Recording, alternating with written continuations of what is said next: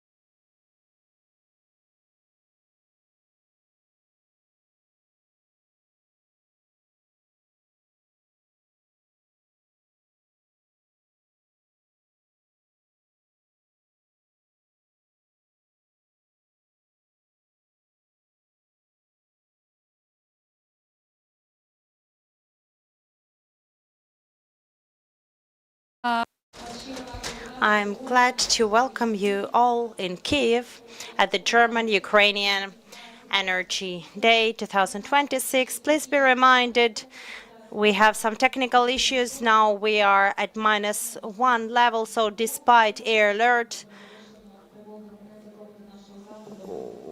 we were glad that you were here on time before the air alert. Please be reminded that the conversations will be made in English and Ukrainian. Please double check if you have Ukrainian on channel 1, English channel 2, and German, if necessary, channel number 3.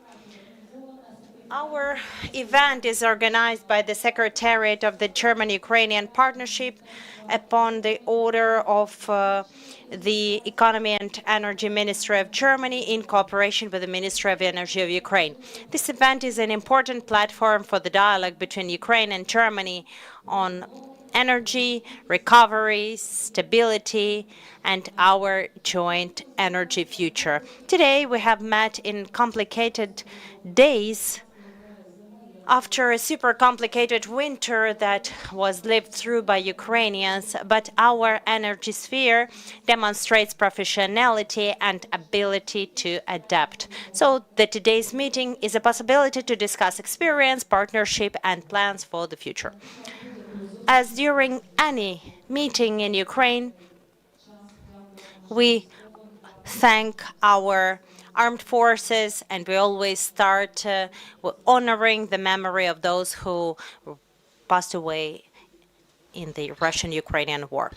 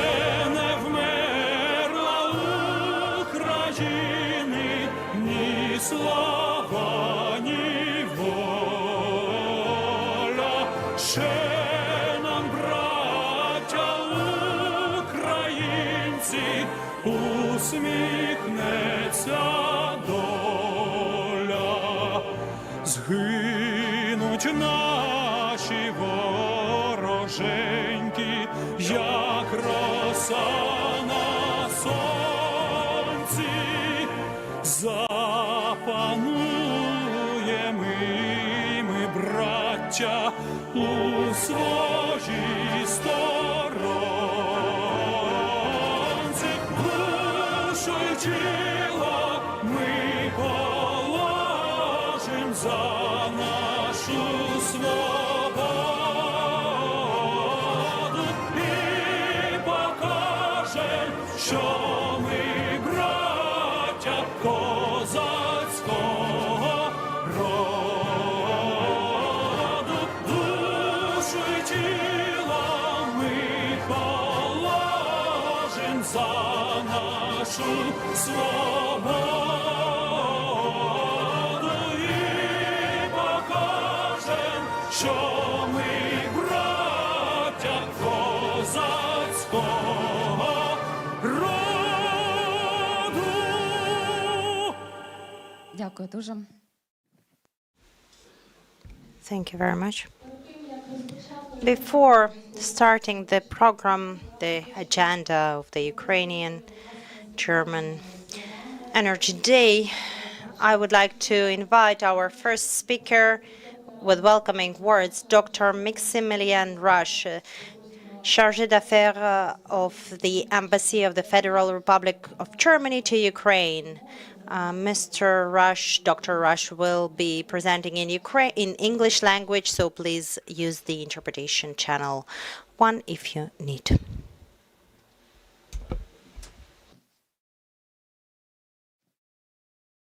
Dear Deputy Minister Kutsev, Ladies and gentlemen, it's a great pleasure welcoming you here to the German-Ukrainian Energy Day 2026.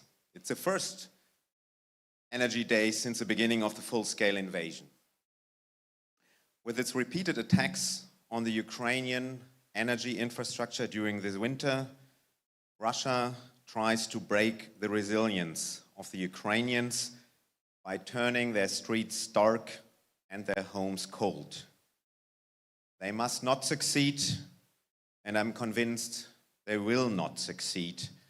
And let me be clear, the attacks against energy infrastructure are war crimes. The Ukrainian energy workers are relentlessly operating under extreme conditions, sometimes at the cost of their lives, to restore destroyed infrastructure. They deserve our deepest respect. As the largest bilateral partner in the energy sector, we remain firmly committed to support Ukraine. The German support is based on 4 main pillars. First, we support Ukraine to protect its critical energy infrastructure by providing air defense. We have provided several Patriot systems, continue to deliver IRIS-T systems as well as ammunition for Gepard anti-aircraft systems. And we are also providing radars, drone detection systems, as well as anti-drone assets, including interceptor drones. Furthermore, the German government provides funds to repair energy infrastructure and to ensure energy supply. Since the beginning of the full-scale invasion, Germany has supported the Ukrainian energy sector with more than 1.2 billion euros. We are the single biggest donor to the Ukraine Energy Support Fund, having donated roughly 560 million euros. And third, through the German-Ukrainian Energy Partnership, we launched a donation campaign of the German private sector. So far, German companies have delivered over 30,000 pieces of equipment, from transformers to generators, helping to restore energy supply for more than 1.2 million people across Ukraine. And fourth, we also support Ukraine with decentralized energy solutions. They are the future in that regard. The recent increases in temperature and more hours of daylight have brought some relief, but we are under no illusion the next winter could be just as challenging as the last one. Together with the private sector and our partners, we are therefore already preparing for the next winter. Of course, we all work hard to bring a just and lasting peace to Ukraine, and Germany, as you all know, is among those countries directly involved in the negotiations. But as long as there is no ceasefire or even a peace agreement, we have to continue with all necessary preparations, and there's no time to be wasted. While the current energy situation and the preparations for next winter demand our full attention, we are also looking further towards the future. How can private sector investment leverage the economic potential of renewable energies? What are the challenges and opportunities of a stronger EU integration of the Ukrainian energy system? And last but not least, which lessons can be learned from the Ukrainian fight for energy resilience? The German-Ukrainian Energy Day offers a forum to discuss these questions. So, ladies and gentlemen, in concluding, the German government will be steadfast in its support to Ukraine, to the resilience and modernization of Ukraine's energy infrastructure and Ukraine's path into the EU. In this spirit, I wish all participants a fruitful discussion and valuable insights. Thank you. Slava Ukraini. Mr. Rush, thank you very much for these impressive figures that you just mentioned, how Germany helped with our air defense and energy system. Дуже дякуємо представнику німецького посольства і за допомогу, і за виступ. А зараз я запрошую на сцену представника Міністерства енергетики України. Виступ відбуватиметься українською мовою. Заступник міністра енергетики України з питань європейської інтеграції Анатолій Кутсевов. Пане Анатолію, вітаємо вас.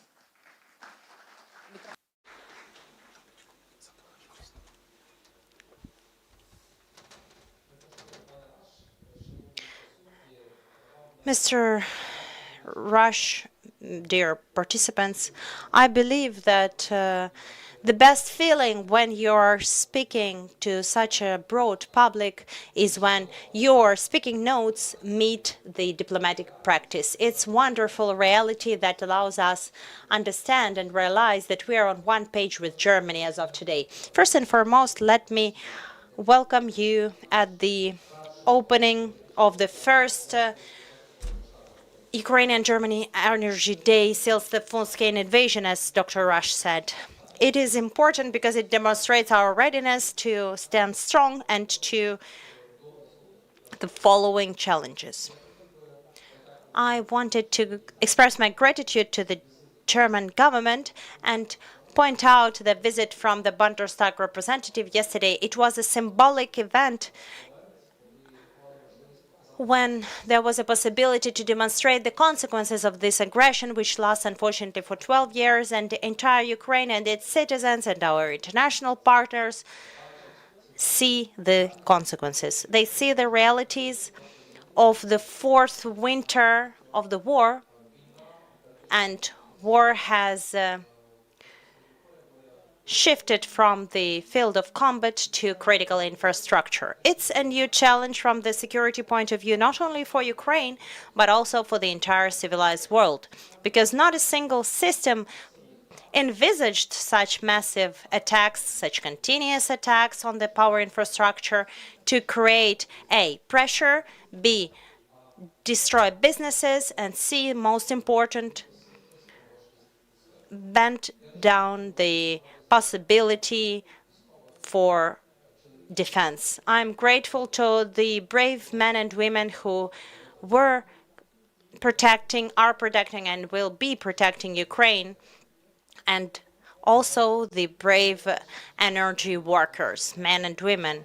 They deserve no less respect, especially after this challenging winter period. I wanted to mention Alexei Brecht's Hero of Ukraine words, as well as the words of many energy workers who unfortunately died as a result of this war. My deepest regards and my appreciation to their complicated work. Let me draw your attention to three main aspects which we wanted to discuss today, opening this event. First, are challenges in the energy security. The current situation consists in the fact that this combination, unfortunately, both as recovery, the air defense system is critical. Without it, we will not be able to defend anything in large scales. That's the main item on the agenda between our military and civilian colleagues. Second aspect is that any power system, energy system, no matter how well it is designed, it is vulnerable. And our enemy is well knowledgeable into our energy system. And as a result of these 4 years of these challenges, we have become flexible. Flexibility in correcting whatever we can and in rectifying the issues. The final part of this panel are novel approaches. I am grateful to the German government and to our partners because novel technologies are necessary to Ukraine to develop our country and to create our future.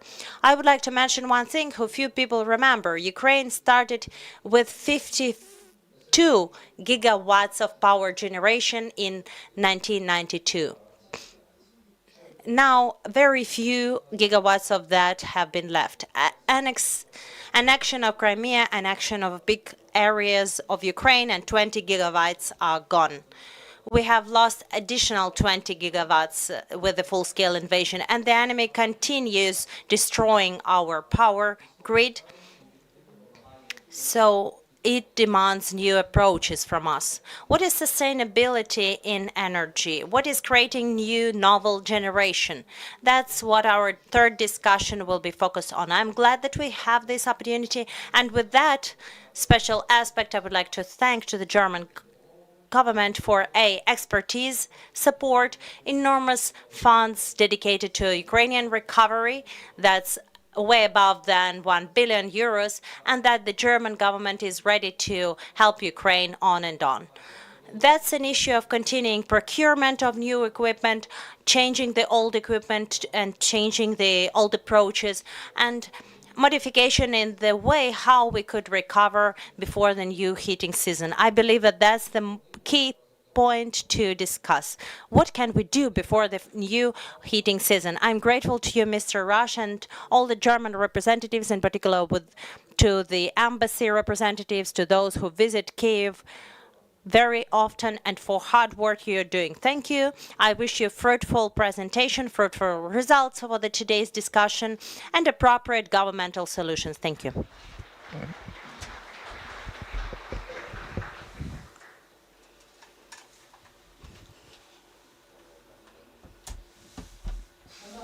So we are not saying goodbye. You will be involved in our first panel discussion, and now we are going to have an online connection. We will see the video in English, so if you need interpretation, please take them. This is the representative of the Ministry of Energy, Dr. Thomas Steffen, State Secretary, German Federal Ministry of Economic Affairs and Energy, Germany. Mr. Steffen. Berlin, and we can already see you on Kiev stage. Thank you very much for joining the Energy Partnership and joining the German-Ukrainian Energy Day. So you're very welcome to speak, and we are all ears. Thank you very much. And dear Deputy Minister Anatoly Kutsev, dear colleagues and friends and partners from Ukraine and Germany, I deeply regret that it was not possible to join you today in Kiev.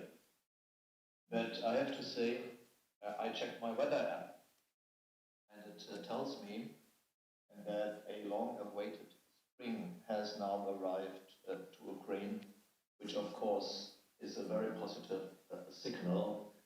But of course, at the same time, all of you are right that now is the time to prepare for the next winter times, and that is why we are here and we are discussing what to do.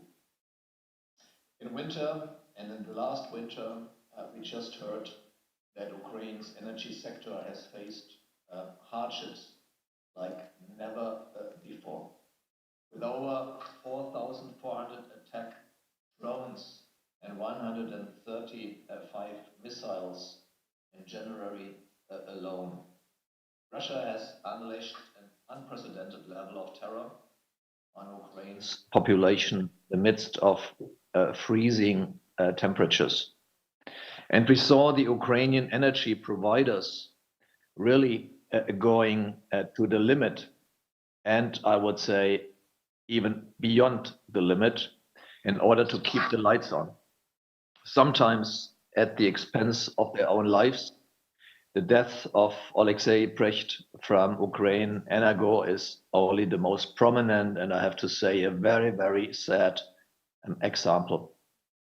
And I feel deeply humbled by the level of commitment and the sacrifice demonstrated by Ukraine's energy workers, as we have just heard also from the Deputy Minister. Now, hopefully, together with warmer temperatures, the German-Ukrainian Energy Day has returned to Kiev for the first time since the start of Russia's full-scale innovation. Beyond a sign of solidarity, this event shall really demonstrate that the German-Ukrainian Energy Partnership under the joint leadership of the Federal Ministry for Economic Affairs and Energy in Berlin and the Ukrainian Ministry of Energy in Kiev is not a one-way street. Germany has become indeed Ukraine's central partner in the energy sector, committing, as we just heard, over 1 billion euros since 2022 for emergency help alone. Ukraine, I really have to stress that, has much to offer in return.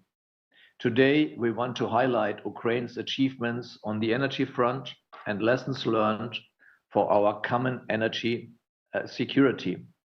And looking into the future, we will also discuss how to kick in the next gear in leveraging private investments into a better and a more resilient Ukrainian energy system. And of course, as we just heard from the embassy, on its way to full European and EU integration. In this fourth winter of war, Germany, and I really have to stress that again, has once more stood by the side of the Ukrainian partners, and we, of course, continue to do so. 400 million euros in combined energy and humanitarian aid were allocated in view of the dramatic situation. Germany remains by far the largest donor to the Ukraine Energy Support Fund, with 1/3 of all contributions. Our development bank, KfW, holds a central role monitoring the use of German funds, with a particular attention, of course, also to German suppliers. And confronted with the urgency of the situation during her visit in Kiev last October, my Minister for Economic Affairs and Energy, Katharina Reiche, also created an interministerial task force dedicated to streamlining and accelerating our support. And I know that my colleagues from the task force are in constant contact with you in Kiev to see what we can do together to improve the situation. My minister also appealed to the German energy companies to spare parts donations, for spare parts donations. This led to a significant increase of offers within our donation campaign, which is being coordinated by the German Agency for International Cooperation. We commend German energy companies for this very strong sign of solidarity. And of course, it goes without saying that also other international partners of Ukraine have contributed their fair share for supporting Ukraine's embattled energy sector. I think we all know, dear colleagues in Kiev, this is a real team effort, and we have to continue with that kind of team effort. Russian attacks, as I said, are unprecedented. What are the main lessons to be learned? I would say that prevailing through this winter wouldn't have been possible without the dedication and innovative spirit which lay at the core of Ukraine's resistance.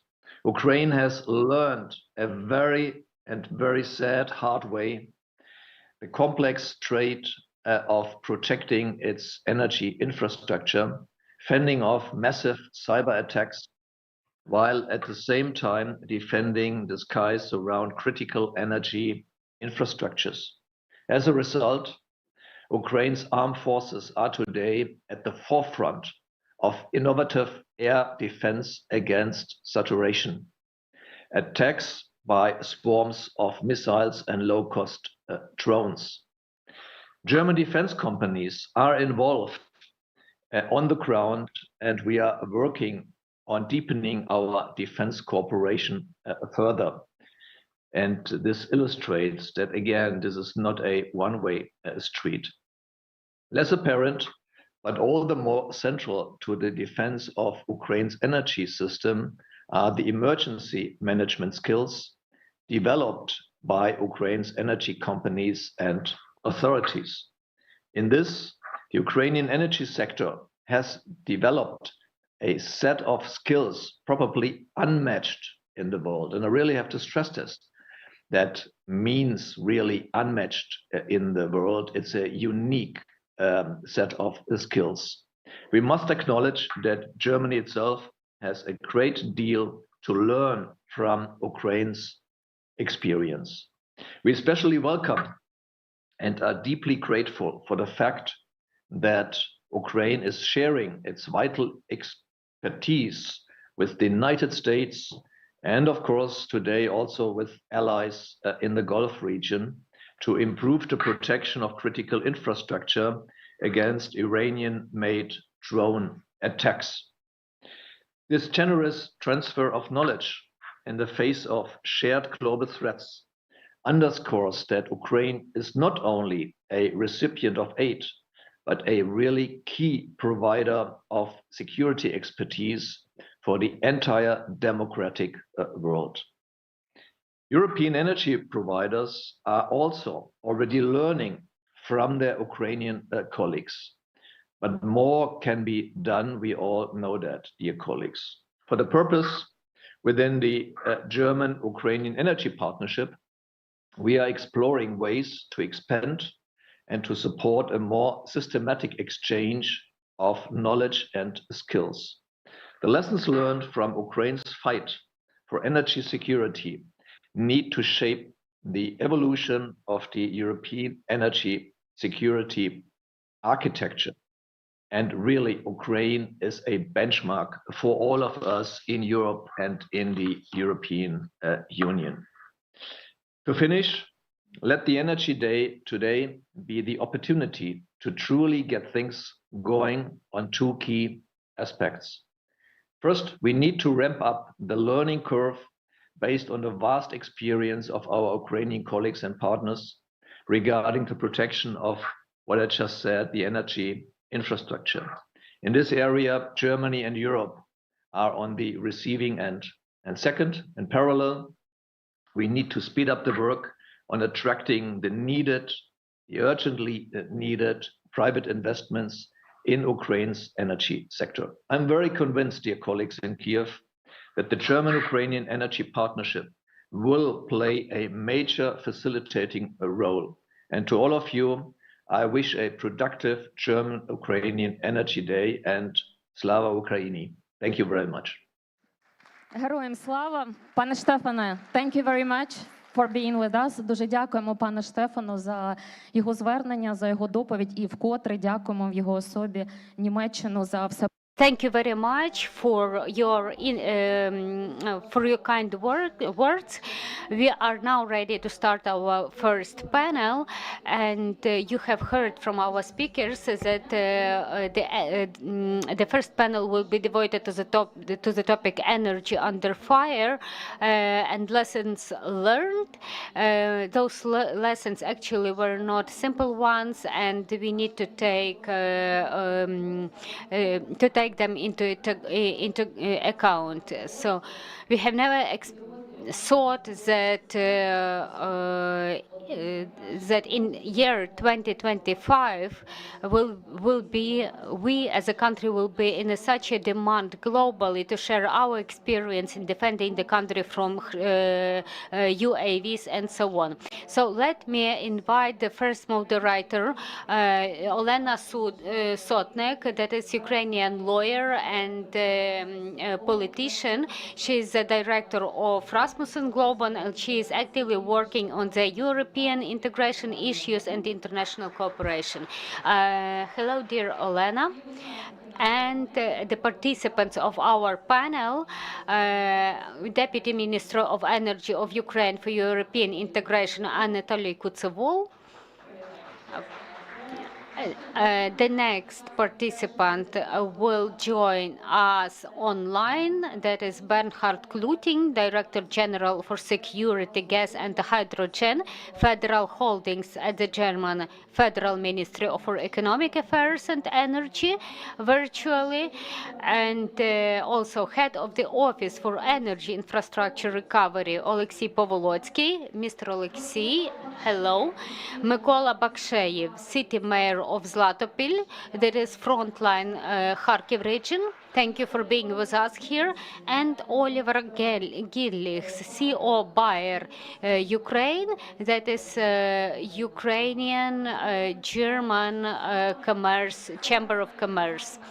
So we will have the discussion in English, so please use your headsets in case you need it. Olena, the floor is yours. English, and we will start our panel from my short layout of the framework about the lessons learned and, of course, our energy system under the fire.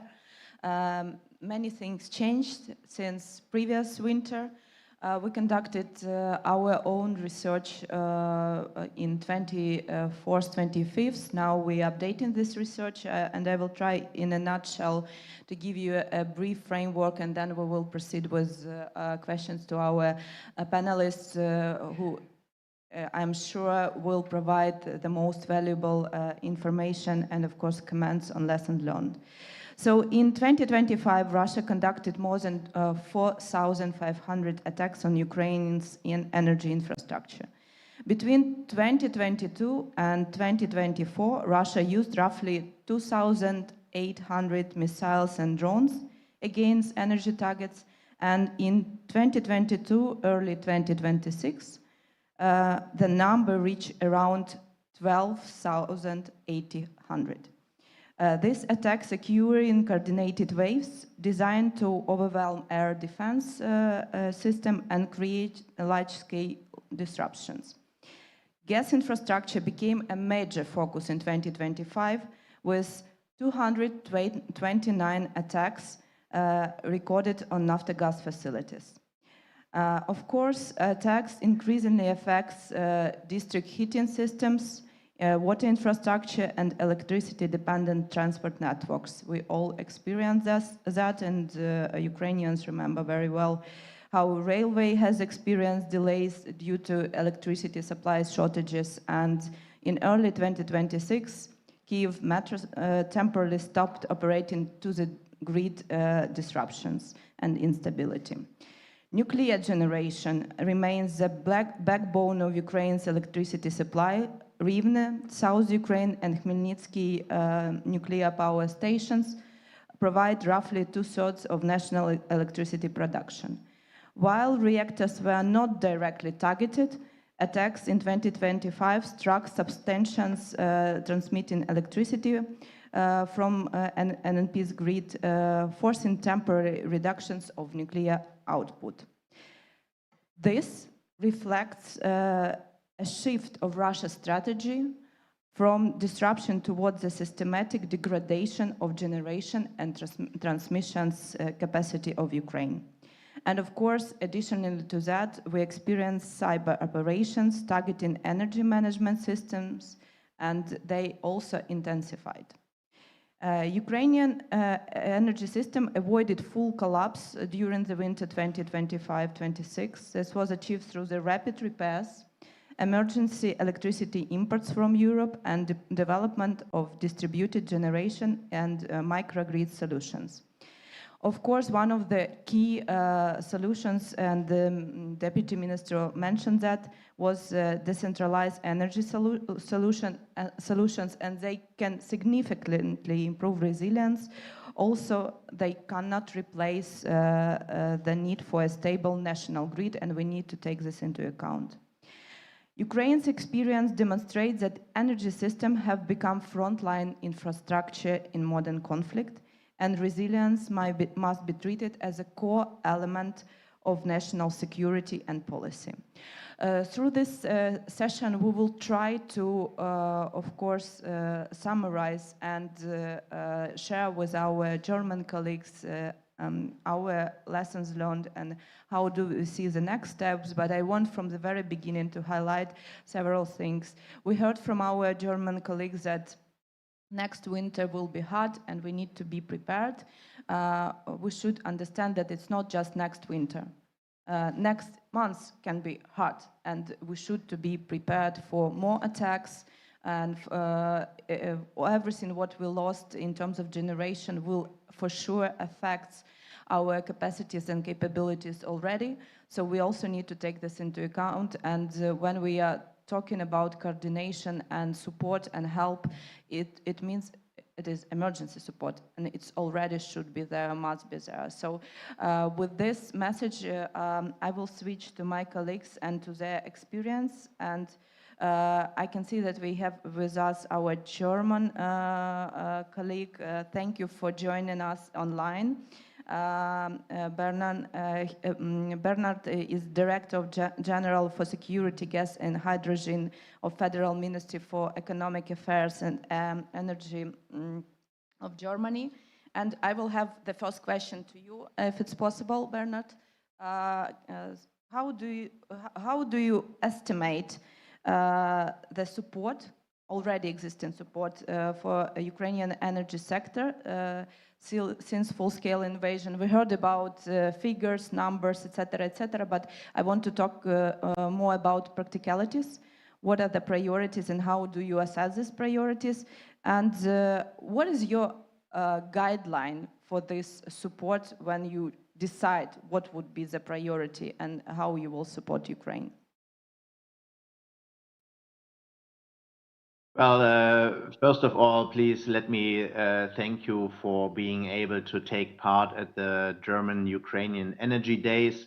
It's a great pleasure to be part of the first panel. I had the opportunity to accompany my minister, Katharina Reiche, during her visit of the Ukraine in last October, and I was really impressed by the braveness and resistance of the Ukrainians, and I was particularly impressed by the perseverance and creativity shown in repairing the energy system. Now to your question. There has been a long history of German-Ukrainian cooperation in the energy sector since 2014. We are the central bilateral partner of Ukraine in this field.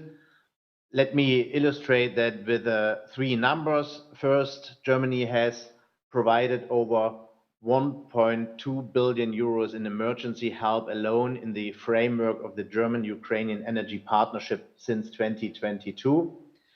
Second, we are the largest donor to the Ukraine Energy Support Fund with over 550 million euros.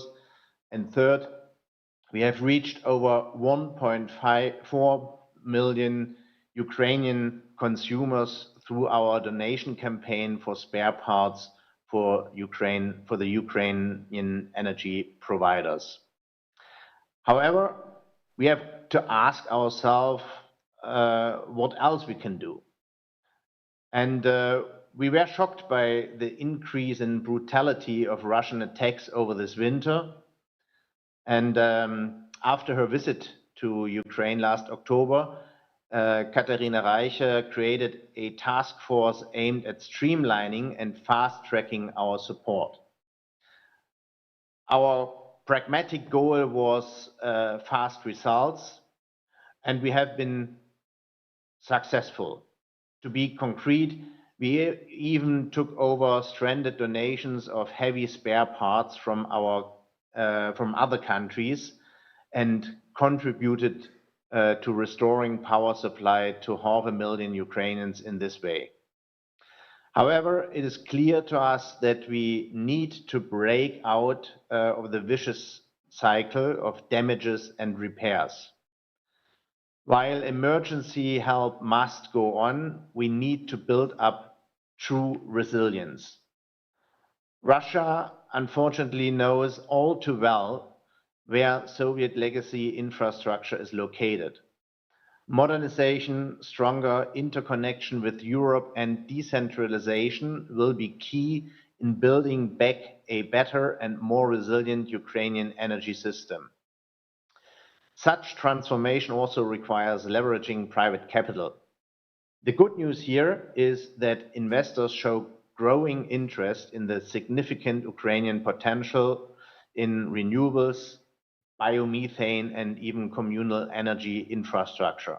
However, the bottleneck for investments remain framework conditions. War-related risks can already be addressed. Germany provides attractive investment guarantees to German investors. But investors also look at EU alignment of energy market regulations, independence of regulating authorities, and OECD-conform corporate governance of state-owned market players. Direct support for German investors in the energy sector is also possible through the Ukraine-specific loan program, Ukraine Connect. In addition, guarantee instruments developed by international financial institutions to promote investment in renewable energy must be examined. These parallel efforts will ultimately pay off by strengthening energy security for Ukraine and Europe, while harnessing the significant economic potential of Ukraine's energy sector. Thank you. Thank you so much, Bernard. We will switch now to our Ukrainian colleagues, but I will give you an opportunity to think about the next question. I remember the visit of Katerina, and we had discussion that days in the government about, this gap between state funds and need to attract private funds. But then here we have kind of, also challenge, because resilience means that you need to predict all possible scenarios and how you will react in these scenarios. One of the possible scenarios that war can continue, and which means like next year we will have the same challenges, maybe even more than we had this year. So then in this situation, to fulfill this gap and to attract private investment during the war, what is the option? And do you have any ideas how you can support Ukraine or cooperate with Ukraine in this domain? It's just for you to think about. You have some time, because we are switching here offline to our Ukrainian colleagues. And before I will ask you questions, I want to give you an opportunity to talk a little bit, just max 3 minutes, to lay down a little bit your reactions on this lessons learned, and how generally speaking, as I already mentioned, energy system of Ukraine became one of the front line. How it changed the whole strategy for business, for communities, local communities, and of course for the government. And Anatoly, we will start from you, with you, because you've been in different positions through this large-scale invasion and war in general, so you saw from the different angles how the situation been changed. So how you can assess where we are now and what are the most critical needs for today?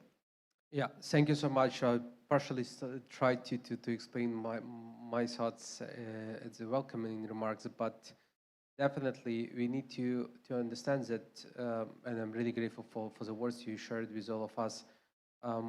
We are there in a really good period of time of March, sunny days outside in Kiev. You enjoy them, but the reality is cruel one. So the war is ongoing. There are air alerts outside. On 7th of March has been a quite active attack of Russian missiles over the Kiev city, and they also destroyed once again some of the central heating power plants. So this is a cruel reality. So your starting position is totally different to what you had thought that you started spring 2026. What we see as lessons learned, that without practical protection of your energy infrastructure, by two means, by active one and by passive one, it's not possible to actually to go through it. First is, and really the most important is, probably for the last 2 years, we we have less air defense comparing to how much Russians are scaling up with production of missiles. It's not the case how much partners are giving us, but that we are jointly, together with the partners, losing the focus that Russians are scaling up their production. Wie wir sozusagen, aber es ist ja im Prinzip. Ukraine Connect. Ja. And second one is physical protection. So we would like to have everything covered by concrete or underground, but it takes time. And luckily us that it's ongoing for quite a long period of time. These days we see that attacks are not only on central heating power plants, but in general on the grids and as well as on substations and transformers. And we are losing time on having actually them replaced. So the first and the most important outcome of our overall cooperation for the sake of our overall joint security, we need to talk to business, to private sector, in order to fulfill and to have a quite expected production on necessary equipment in case there would be a larger volume of invasion or attacks.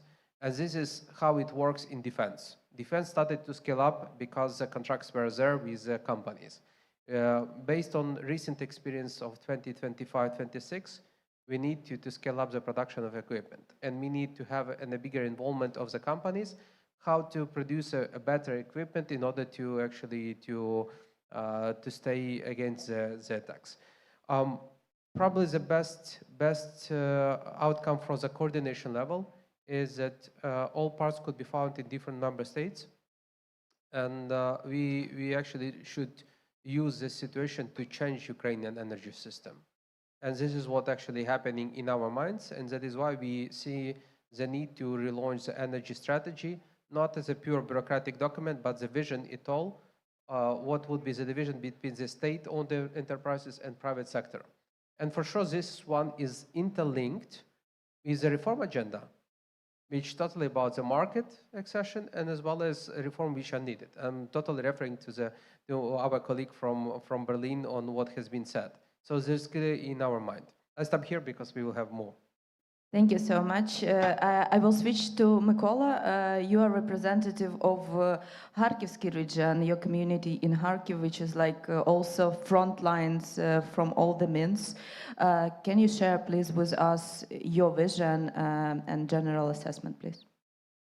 Thank you so much, dear colleagues, for invitation. The Zlotopil community is a frontline territory in Kharkiv Oblast. The main challenges are unstable electricity supply, blackouts, old infrastructure, and growing number of IDPs. However, we continue to provide basic services. All boiler house and critical facility have backup generators. Solar power plants have been installed at the water pump station and wastewater station. This project started in August 2024 with private investment of 20 million hryvnias. At the same time, we still face serious challenges such as risk of damage to energy infrastructure from shelling, very old heating and water system that need immediate limited financial resources of the local budget, not only local, on the regional and state too. The community has decided to decentralization its energy system, decide generators necessary but temporary actions. They depend on fuel or expensive and harmful for environment. The next step is installing solar power plants with storage system and transition to hybrid power supply system. For us, green energy is a security tool. It leads to the autonomy of critical infrastructure and reduce depend on the centralized grid. Every kilowatt of green energy with storage is an additional layer of protection for the community.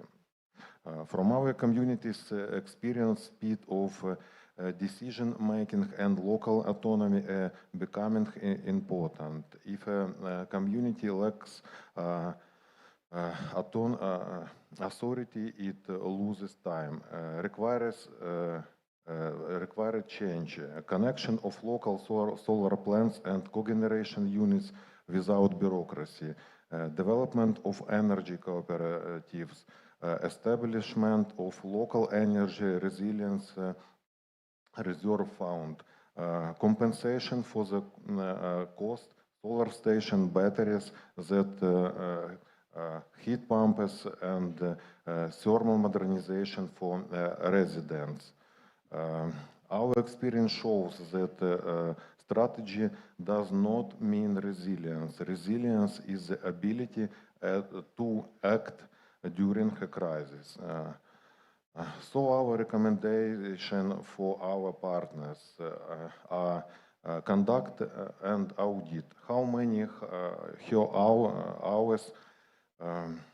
hours can your community live without electricity, water, or fuel? Ensure a local generation for critical facility. Decentralization is the only reliable way. Communication is critical infrastructure. Internet, mobile connectivity, and official information challenge ensure security, not just only communication. Prepare protocols, teams, and training. Speed of decision-making is significant. Develop social cohesion, trust, and horizontal connection, also infrastructure. Resilience is not a document, it is an operation capacity during a crisis. Plan not for if, but for when. Ukrainian is paying higher prices for these lessons. Share them that your path may be easier. Thank you. Glory to Ukraine. Thank you. Thank you so much for sharing with us your experience. I will ask later you about, not about, but how you can react on some questions. It's a lot about giving some power to the local communities to take decision faster. I can tell you from my also experience, I had dissertation on resilience of local community in the war. And I can confirm everything what you said. And of course, resilience, I agree with you, it's operational capacity, but it's also capability to and capacity to recover fast from the crises and disruptions. And it's a lot about giving them power to take decisions immediately. So maybe on the policy level later, Anatoly, you can tell us what is going to be done. But now we will move to a very important part of Ukrainian society, resilience and economy, businesses. First of all, I of course want also to give you opportunity to talk a little bit about your experience and share your knowledge, what's been happening through the last at least 4 years of large-scale invasion, but also how everything changed this year. My first speaker from the business voice will be Alexei Polotsky, head of the Office for Energy Infrastructure Recovery of the TEC. Please, Alexei. Thank you, Elena. Hello, everyone. Indeed, we live in the 5th year of war, and during this period of time, Russians, they're changing their tactics every year and sometimes every month. They attacked transmission system operator facilities, distribution system operator facilities, power generation, gas infrastructure. So all entire energy sector was damaged.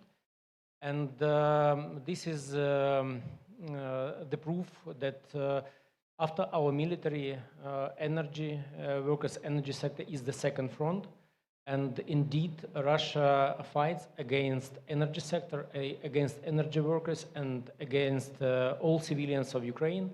And recent months, this is a clear example how they attacked our energy infrastructure and how they tried to create humanitarian crisis in Ukraine. Last year, we had a good chance during the ceasefire from the beginning of the year until the end of September to recover our power generation, and we had a good capacity, and we were ready to last winter. Unfortunately, beginning from October 2025 and until February, we had 11 massive attacks. More than 90% of power generation were destroyed in different periods of this half of the year period. And of course, it was very tough for us, for the energy system, for Ukrainians. And this is the task number one for us. And we start thinking about and start preparing for the next winter season. We understand that this is the biggest challenge. We have to have as many megawatts in the system ready for the next winter, and this is quite challenging for all of us, and due to different reasons. The first reason is that in order to recover high voltage equipment, power units, you need to have equipment. To produce high voltage equipment, only production takes at least 6 months. Sometimes it is even longer than 1 year. Then you need to have financing. Nobody in this country, no one company can cope with the challenges, with the problems after shellings that we have right now during the war. It is not possible. We invest what we can, but at the same time, donors and partners, they help, and without this help, it would not be possible to have such massive reparation works. And here is my thank you to the Germany, to the German government, to German people for the huge investment into Ukrainian Energy Support Fund.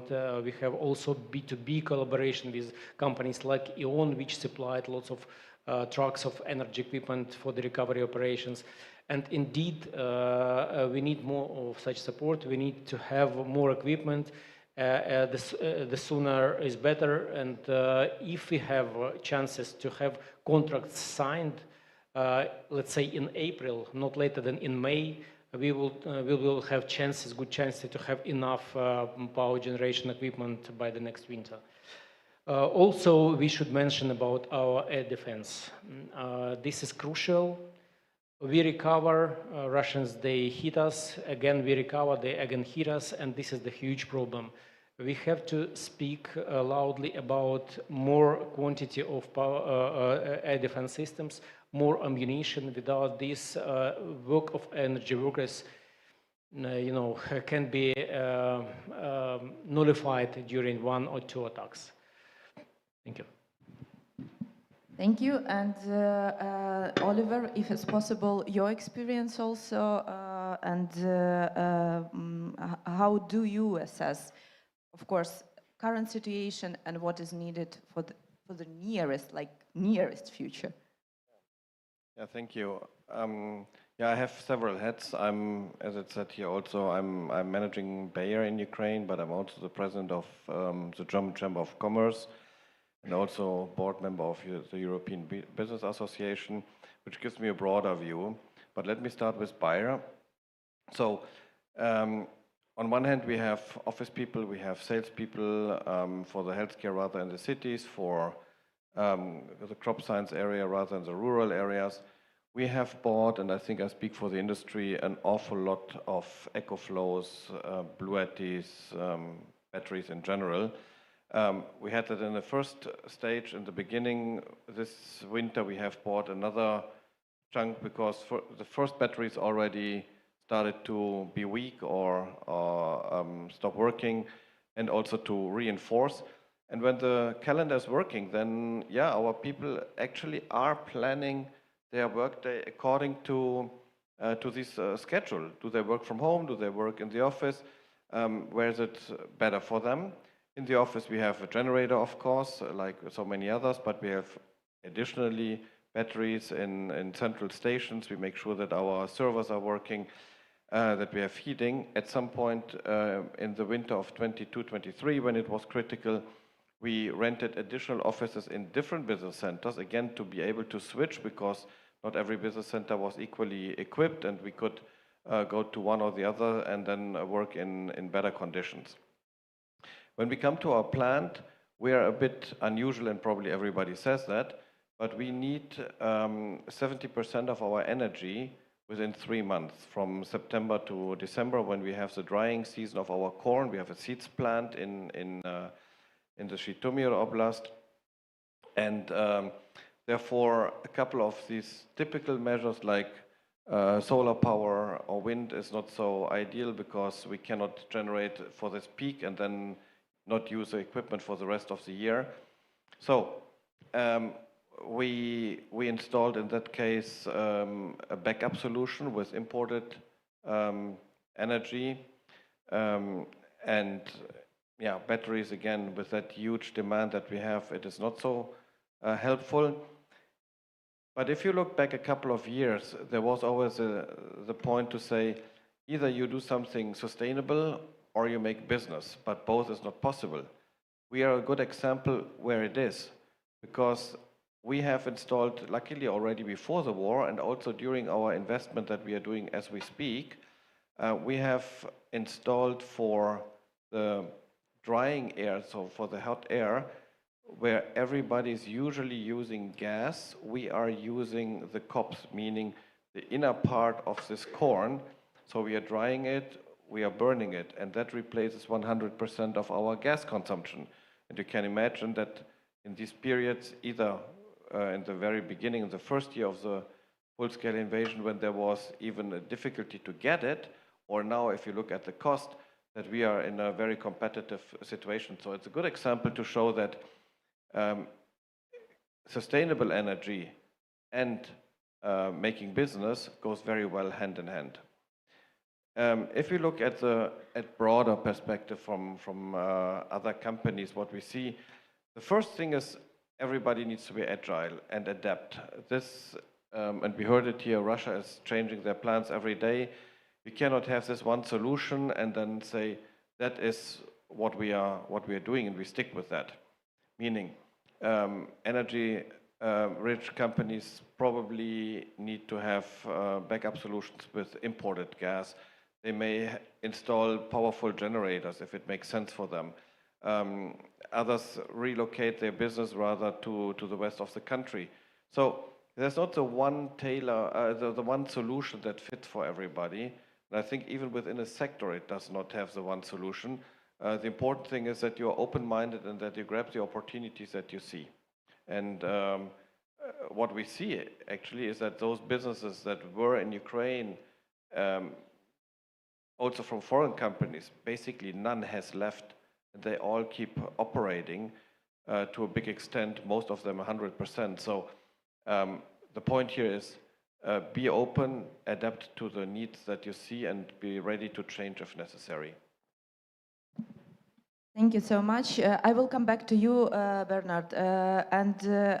Of course, I gave you a lot of time to think about my question. If it's possible on investments, it's important for us. But because one of the goals of this panel was to discuss how we can share with you our experience and lessons learned. My second question will be, and second part of our discussion will be more focused on transferable experience. So how do you assess for today this coordination and cooperation with Ukraine, and how you transfer this experience, and do you have something in your mind on more practical level of building resilience with the help of Ukraine or with the experience of Ukraine, and how we can maybe act on this more actively and to be more coordinated and integrated in terms of sharing this experience?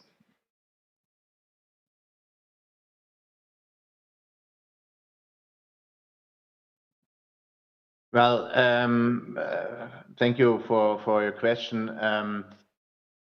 Let me, I mean, in Germany, we also have a critical energy infrastructure that is vulnerable to threats and attacks. And maybe four short aspects in this regard from a German or European perspective, and then I will say something on what we can learn from the Ukraine in this respect. First, from my perspective, military defense capability and preparedness on the one side and civil protection capability and preparedness on the other side have to be seen together. They are interlinked and blur into one another, or put it another way, they are two sides of one coin. So we have to think this together, civil protection and military protection. Second, as the Finnish Prime Minister once said, be not afraid, be prepared. So we always, and that's something in Germany and in Europe we have to, we have to develop further. We tend to be a bit more afraid and not prepared, but we need to prepare for the worst case, and then the threat will not disappear, but the threat becomes or declines. Third, in the past, we tended to look at our civil protection basically with a national view, and that was clearly short-sighted and has changed, luckily. Attacks on our infrastructure, they don't stop at borders. Our enemies, unfortunately, know very well how to attack the European energy infrastructure in a coordinated manner in various states at the same time. Therefore, we really need to collaborate intensively in order to be protected and prepared in Europe across borders.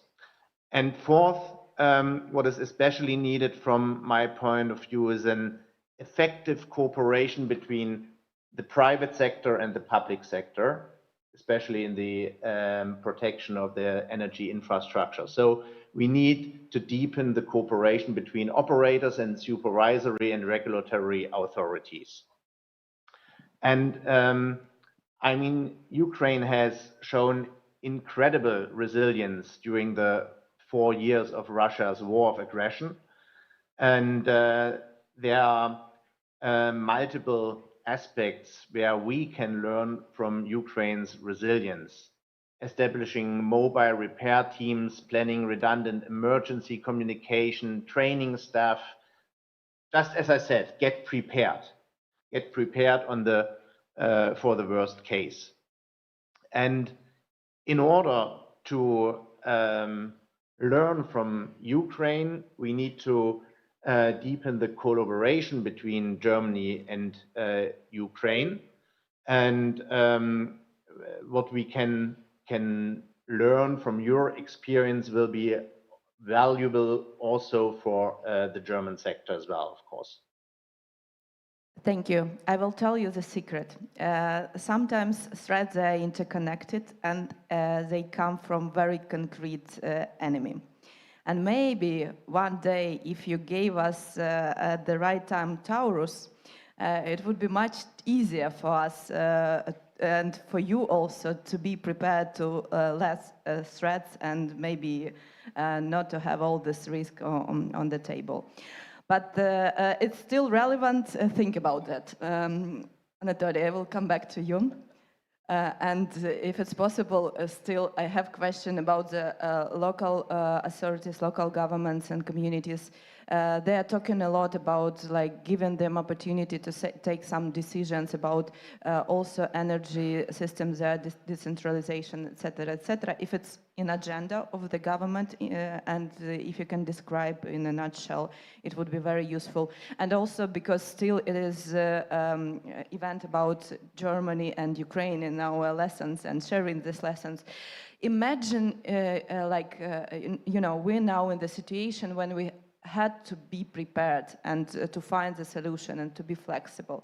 But imagine you are in Germany, you're in the Ministry of Economic Affairs and Energy, and it's threat is still not there. What would you advise them to do and to take into account at this stage? Well, really reminded myself about Berlin Security Conference last year when I did visit it, and we actually were talking about air defense and the need to scale up because of our many businesses, and we were talking about missiles, and they did ask me what we need to do. I said, come on, you need just to scale up the production of missiles because it's for you and for us, immediately for all of us, and to help. So probably not to duplicate the situations, because what we see with the situation globally is somebody is spreading out quite a big number of missiles, which they spread in 3 days. We used like for all winter, so it's just comparable things. So you have limited resources, and you need to be quite smart to use them. So this is the first probably answer to any situation. Everyone has different, I mean, every country has different amount of resources. With the German scale up, there might be plenty of solutions what to do and how to prepare the system. But I truly believe the German preparedness system is there in place, and they're already planning what to do in case of need. And this is also because of Ukraine. I also have to tell the secret, as you said, but probably the well-known secret. Ukraine became a testing ground for everything, not only for military, but also for the energy. And here are several outcomes. I did share that you need to protect enough your system. Second one, you need to decentralize system, and without communities and without regions, it's not possible. So the Ukrainian energy system, as a patrimony from the Soviet Union, it's a centralized system, which is has been based mainly on 2 key pillars. One is nuclear, second one is coal power plants. So we got out of coal power plants since 2014. I mean, they just took them from us, and then they destroyed them. Nuclear, the biggest threat is that they are right now attacking substations, and they actually shaking the system, and this is a huge threat to the system itself. And Zaporizhia. Zaporizhia is just 6 gigawatts of generation. So you need also to think about that from that perspective, that you are dependent on really big generation. And the answer to any counterpart, not only Germany, is that you need to create your decentralized systems, that each region should be self-dependent to cover the critical infrastructure needs. This is top priority. No matter how much it costs you, the most important is that you still wouldn't be in position to cover the demand. And the demand will be also based on what actually our colleague from Bayer told us. So the business has to run, and if you count how much it would cost you not to run the business, then any electricity cost would cover all your expenses. No matter how much it would cost you a set of batteries which would store electricity for a long period of time, or cogeneration unit which cost you quite a big number of resources, but then you can provide this. So my advice would be immediately invest in a decentralized system of smaller generation volume, which is really important for the system as a backup. And why? Because they won't be using, any enemy won't be using it or drones or missiles against this small generation.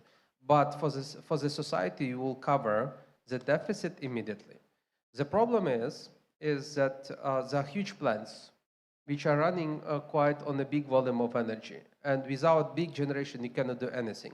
So still, the key generation units which you still can protect, you need immediately to invest your time and resources in concrete and as well as in active air defense system. And last but not least, on communities. So we also went through this winter because of active position of communities.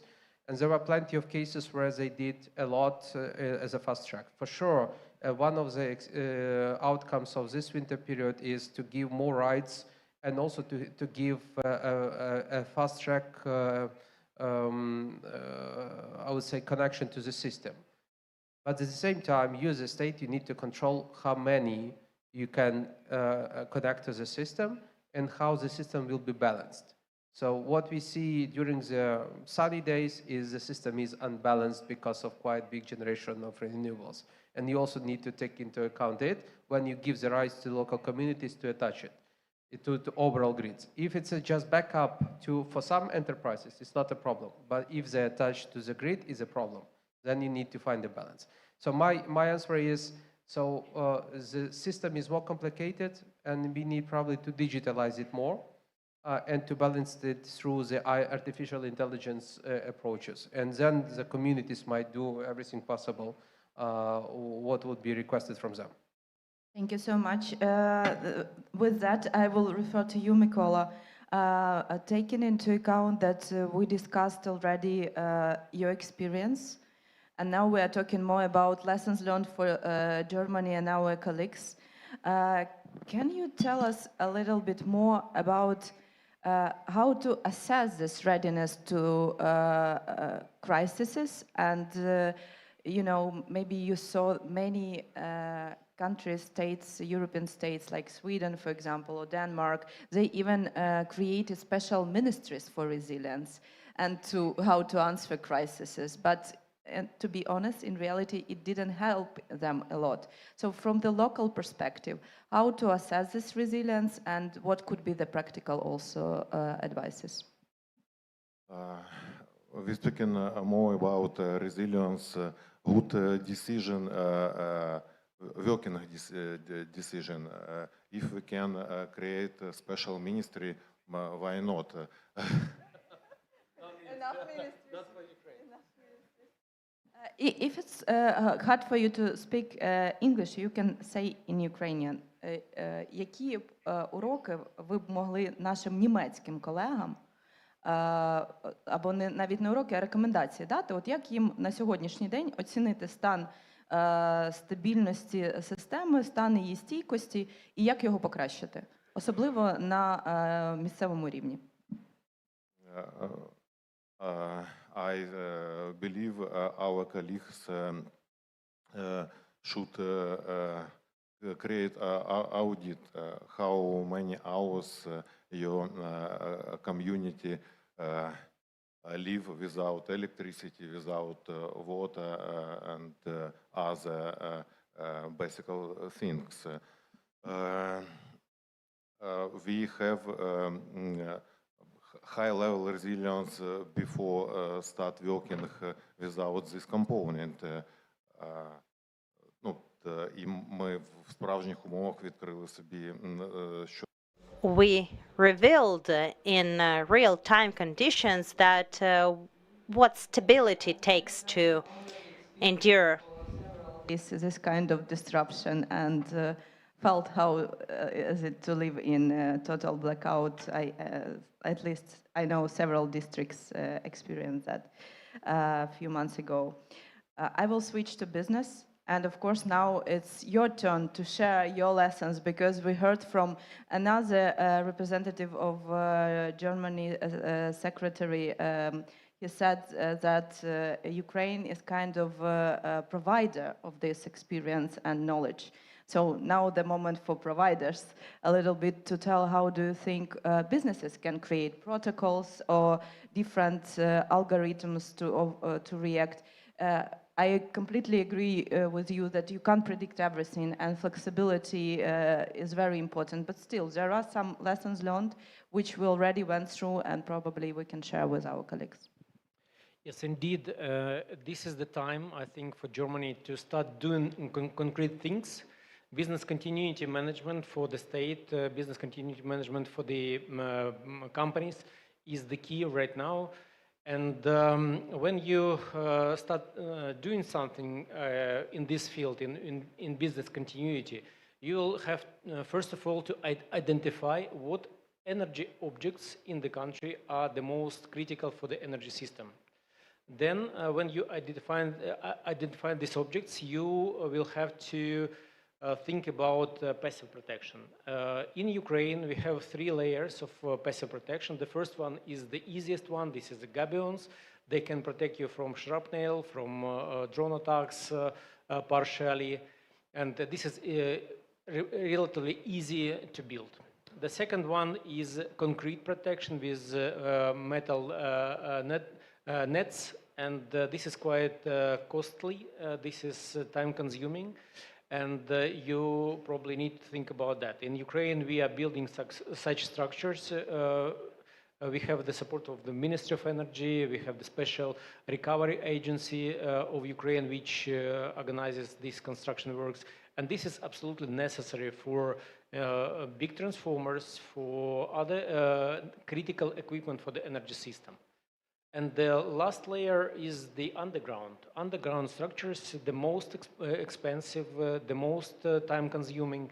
And again, here you need to think about whether you need to protect, if you can dig the ground right now, or you will probably need to change some regulatory requirements and require that new construction takes into account the risks of the war, which we have realized in Ukraine, and maybe some critical objects should be from the scratch to be built under the ground. Then, of course, active protection. Active protection in Ukraine, you see that it is not absolutely enough. If we would have more air defense systems, if we would have more ammunition, the level of destruction would be much lesser. And the situation that we have at this moment of time is okay, but not more than that. Of course, if you can start producing more air defense systems, more ammunition, you will be more protected. And of course, it is much easier to hit the missile or drone in the air than when the missile hits the station.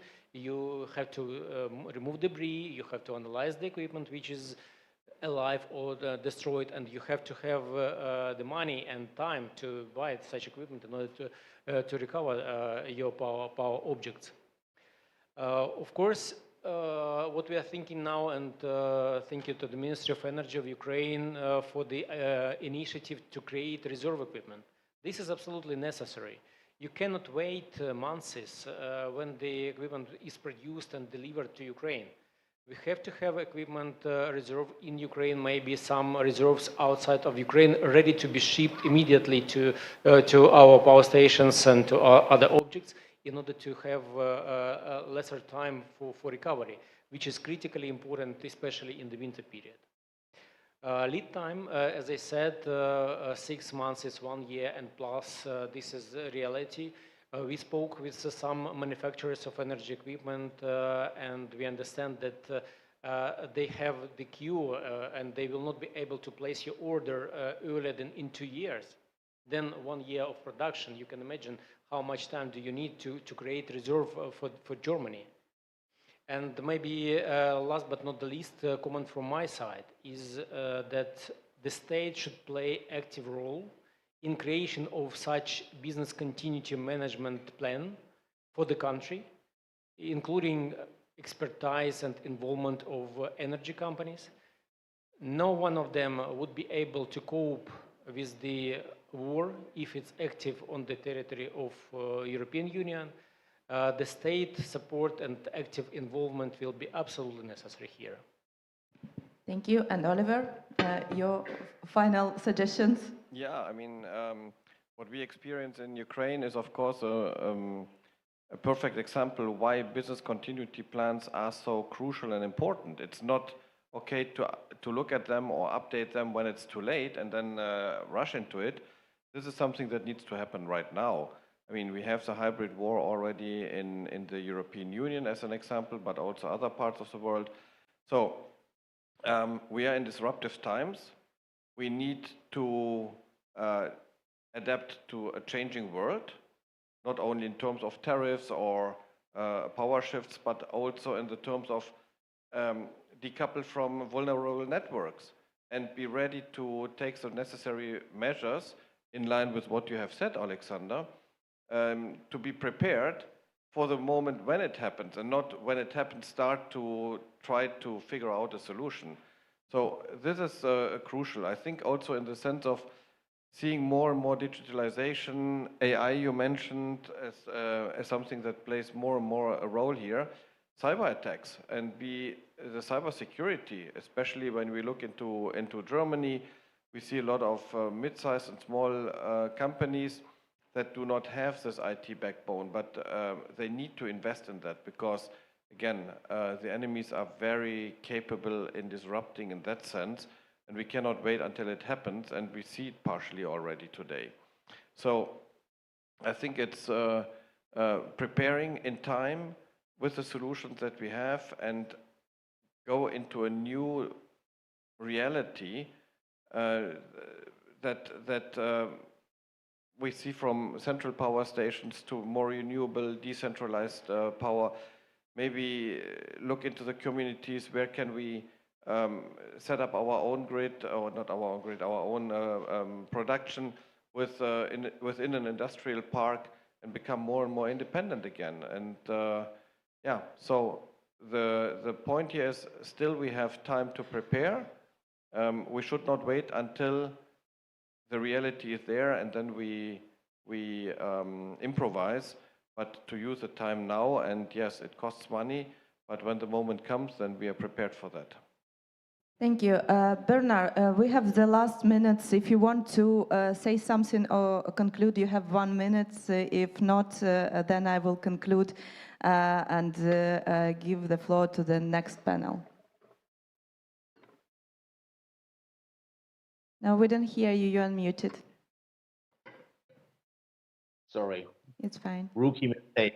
Thanks again for giving me the opportunity to say some concluding remarks. I mean, this was a really interesting panel. And as I said before, it is important that in Europe, it is right now, as it was said, the time to prepare. We don't have time to prepare. It is the time right now. We have to get prepared for the worst case. As a general in Germany said recently, the war of tomorrow has already begun. And therefore, we need to get our energy infrastructure protected. And in order to do so, I mentioned already what is needed for that, but in order to do so, it is so important that we have this exchange between Ukrainian companies and German companies, between Ukrainian government officials and German government officials, in order to learn from each other, from each other's experiences, because we share the same target, we share the same goal. We want to live in freedom, and economic prosperity, and a secure infrastructure, not only energy infrastructure, but in particular a secure and well-functioning energy infrastructure. So thanks again for having me on the panel and for having this fantastic. Thank you so much, colleagues. I can tell you that I have almost 3 pages of different bright thoughts. I don't have time to repeat them all, but I think that what is really important, that we are all on the same page, and I'm happy that Ministry also prioritizes that. It is very important that this crisis management system goes to more proactive than reactive type. Of course, it is important to take into account that our partners should help us and think about support now, not next winter. And here it's very also important to think not just about recovery, but also about immediate protection. And Anatoly, I think, talked a lot about this, passive and active protection. And last and not least, I want to highlight the importance of people, of human resources, because that's probably one of the main secrets. And I appreciate each of you who went through this. You are pioneers, and I think that the whole resilience and uniqueness of Ukrainian resilience, it's first of all of all these brave people who decided to act differently. Thank you so much. Thank you for this panel. And Олен, дякую за чудову модерацію. Як сказав пан Клутінг, війна завтрашнього дня вже розпочалася. А якщо буде ще група формуватися, просто As Mr. Klutin said, the tomorrow's war has already started. Thank you very much, dear friends. I would like to address the media representatives. The participants of our first panel are departing to the photo zone and will be available to short interviews. If you need, there will be an interpreter, and after that you will be able to grab the headsets for simultaneous interpretation. We have a brief coffee break, so I suggest after 16:05, please come back to our hall, and all the participants of the first panel and media are kindly invited to our photo zone. Thank you.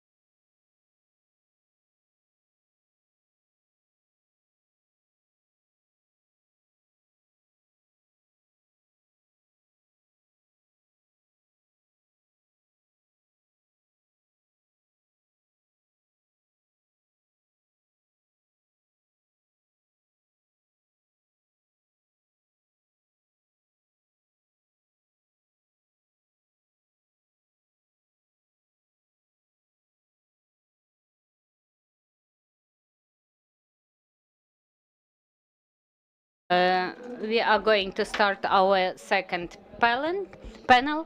Let me remind you, we are having today the first energy, German-Ukrainian Energy Day. This is the first day since the full-scale invasion. And we are discussing our cooperation with our German partners. So the topic of our panel is the development of the renewables in Ukraine from the point of view of business. And we are going to discuss the role of business in this sector and the opportunities for investments in the sectors in times of war.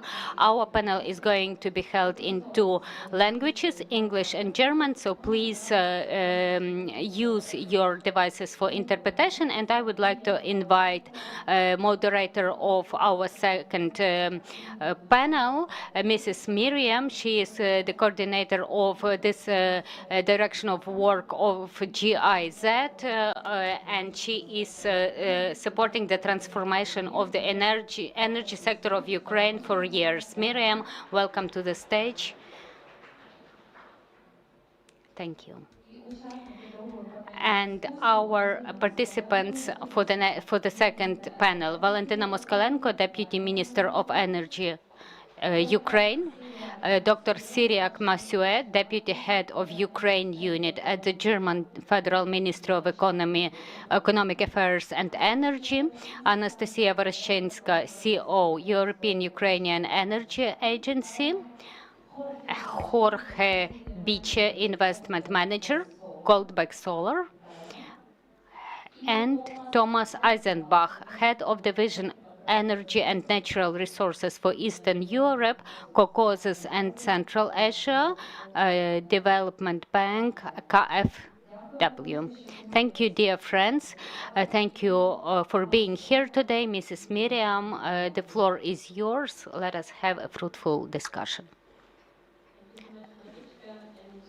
Welcome everyone to this afternoon panel.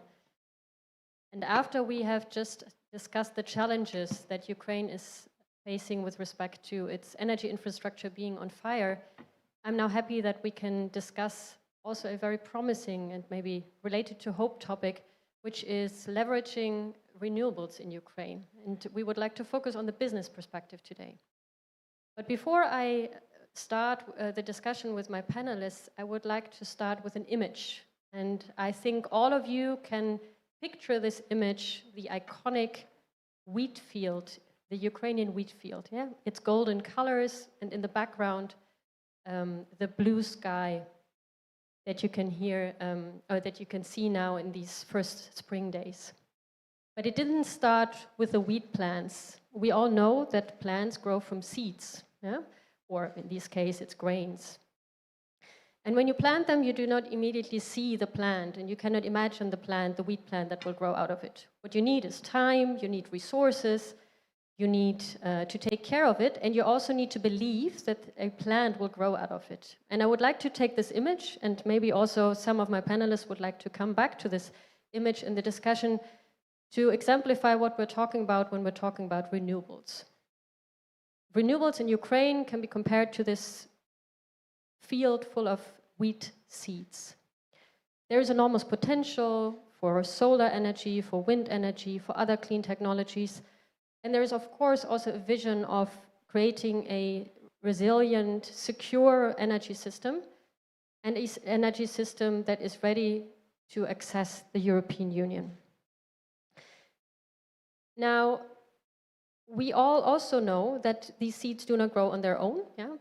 They need someone to take care of them. They need stability. They need fertile black soil. They need water. And they need a little bit of certainty even in uncertain times. So policymakers that are present here in our panel today, investment partners and also project developers are necessary to make these seeds grow into a plant. What I would like to discuss with my panel today is basically how do we create the right conditions for these seeds to grow and for renewable energy investments in Ukraine to get to scale. What does the business community need?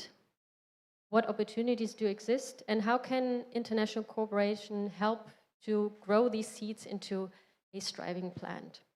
And as an input to today's discussion, our dear colleagues from the German Chamber of Commerce and Industry have created a position, elaborated a position.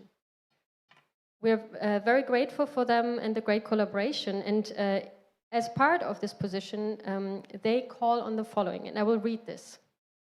Dear German colleagues, we expect continued support in terms of regulation simplification for the import of renewable energy from Ukraine, wider financial support and risk sharing on the governmental and private capital levels. And on the Ukrainian side, they call on the following. Dear Ukrainian colleagues, transparency, reliability and predictability of energy sector regulation, together with removal of bureaucratic burdens, are the right pathway to more generation facilities. So this may be as a little input before we enter into the discussion. I have a wonderful panel here today and would like to start with Valentina here on my left. Valentina Moskalenko, Deputy Minister of Energy of Ukraine. And Valentina, you have prepared for us today a few slides outlining the priorities and approaches for renewables in Ukraine. And the focus here would lie both on the short term and we are just coming out of a very terrible winter. When we look at the short term and the potential for renewables in terms of grid stabilization and also emergency generation capacities, what is your perspective on that? And maybe also looking at the mid and long-term perspective, how can, or what are the perspectives from the ministry to accelerate renewables growth as an element of generation capacities in the mid and long term? Floor is yours. Дякую. Доброго дня всім. Дуже рада тут бути. Hello everyone. Thank you very much for having me here for the invitation to this traditional German-Ukrainian Energy Day. This is a very important event that is held annually, and it actually gets together both business, academia and civil society just to find shared points of view. Talking about the last winter, yes, it was really difficult, and Ministry of Energy was so glad that the spring has come already, but that means also that we need to get prepared for the next winter. As you probably know, we have lost 9 gigawatts of generation during this winter, so now we need to create, in fact, a new energy system from the scratch, independent from the capacities we have. It needs to be able to generate and maneuver electricity and energy so that we could be adaptable to the new challenges that may come next winter.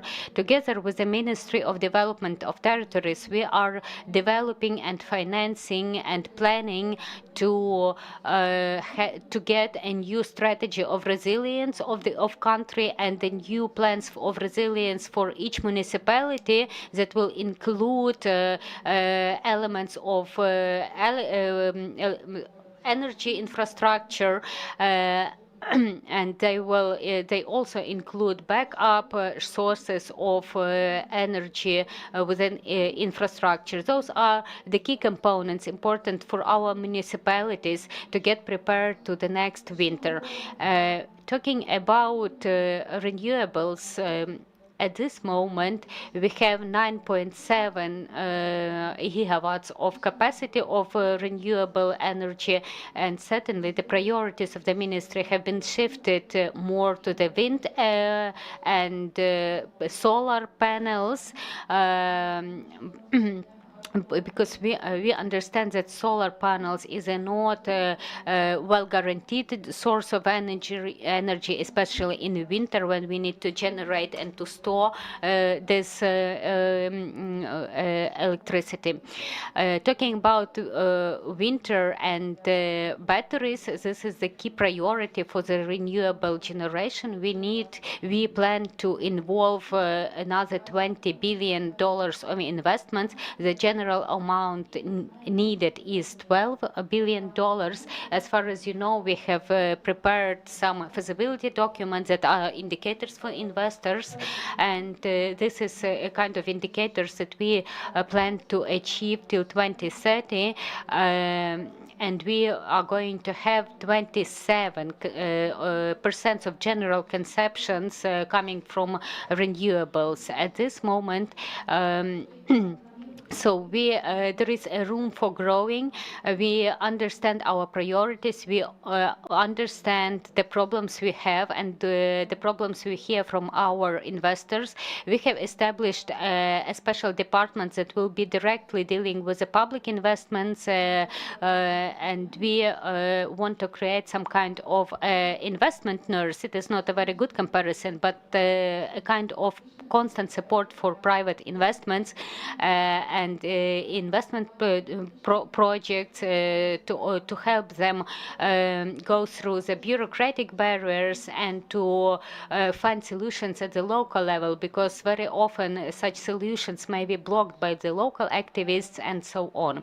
So what is the regulatory environment today in this aspect? I don't want to stop at what has already been done in 2023. I would like to focus on the new law that has been signed on the 9th of March. It is a very fresh document. I think that all the business working in the sector is acquainted with this law already, because it establishes very good roles for the renewables. There are auctions, there are different market benefits. So there are some models that are going to be introduced according to this law, and after it will enter into force, the Ministry of Energy will work on the auctions and will be implementing this law, and it is very important in the further development of wind generation, and we are putting that as one of the priorities for us, because it is a long-term sustainability for us.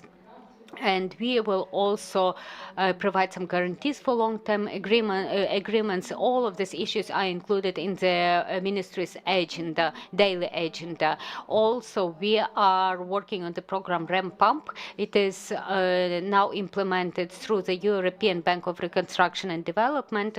This is the system of de-risking, where the difference in price is insured.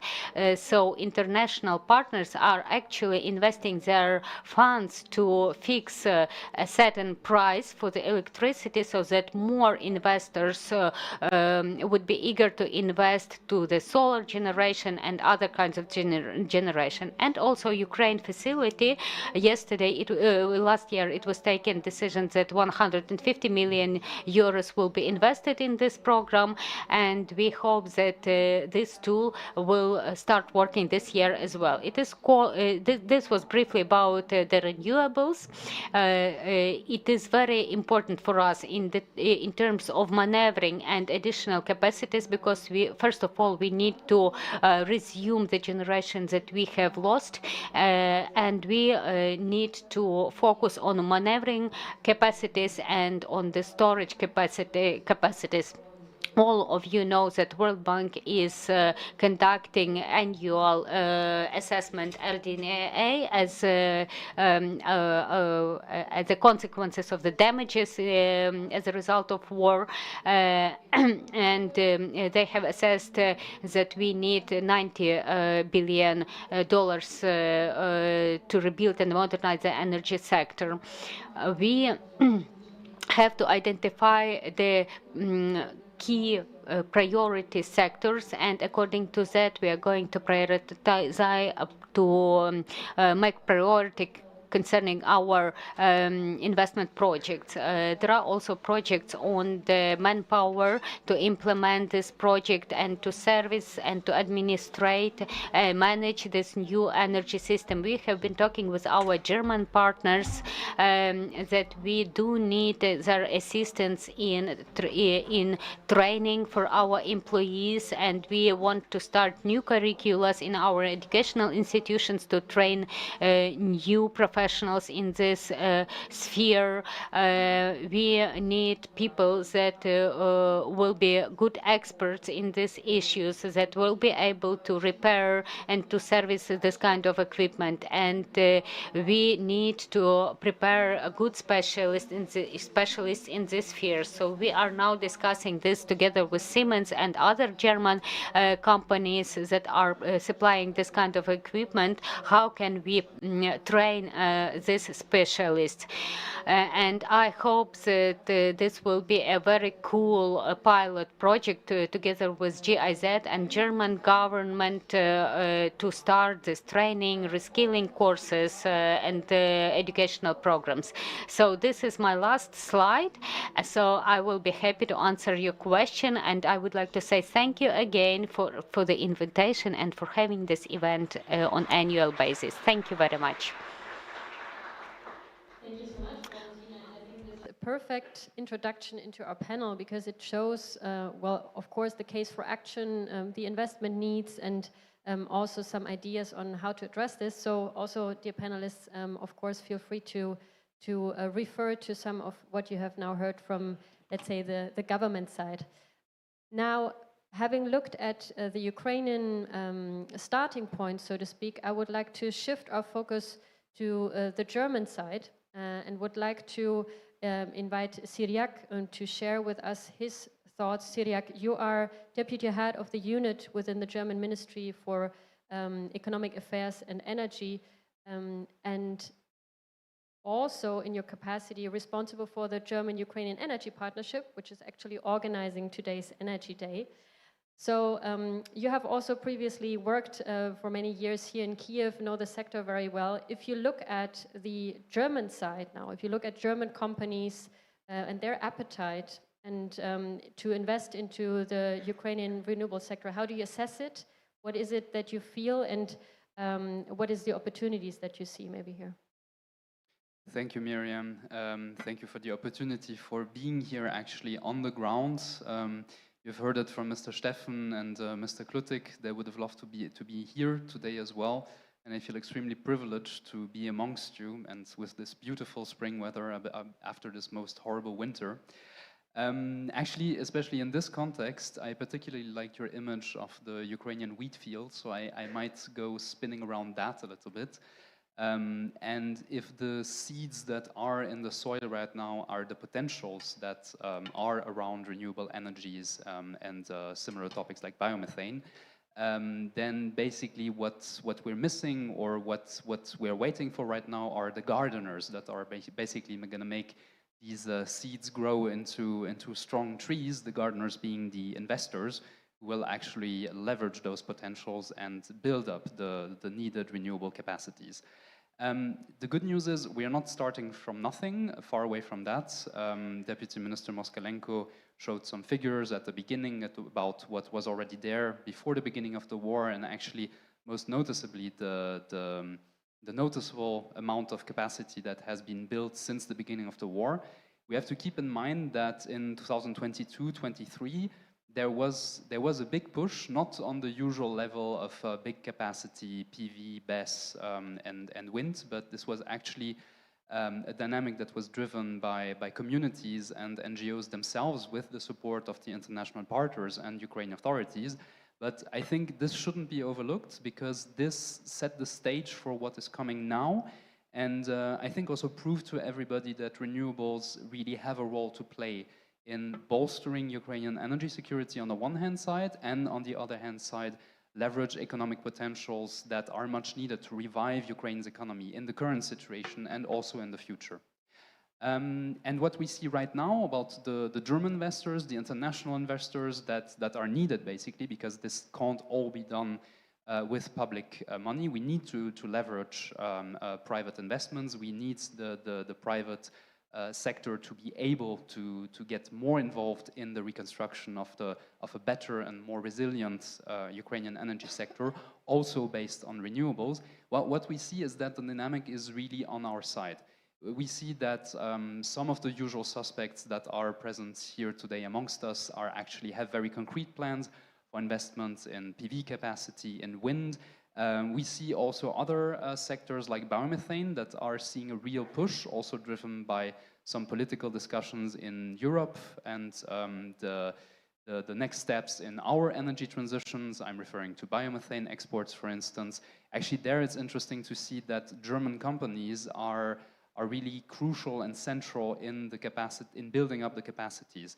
They are basically the providers of technologies and services of biomethane production on the ground, and are already very well represented in Ukraine for the 100 to 200 million cubic meters of biogas that are already being produced. I heard the figures today that already about 100 million cubic meters have been transformed to biomethane production, so ready for export once the framework conditions will have been set. So we see that in all these different sectors, things are happening and the investors are there, so the gardeners are like going around their seeds, waiting for the right moment to start watering them.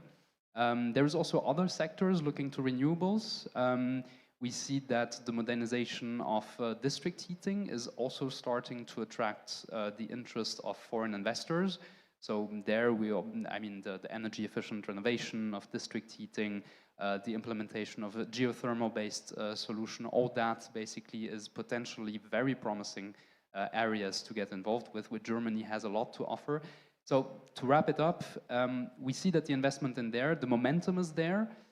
We have some very concrete examples at the Ministry of Companies who have very concrete investment plans and that are actually partially already doing it on the ground. What is needed now is what also Deputy Minister Moskalenko was showing is we need the draft laws to be passed in Parliament. We need the reliable framework conditions, and this is what we're supporting our Ukrainian partners with in the framework of the German-Ukrainian Energy Partnership, and of course the financial incentives that we are providing through programs of the RES fund that is financed by the Ministry of Environment, but also ramp up that we're seriously considering that was also already mentioned. And I'll stop here.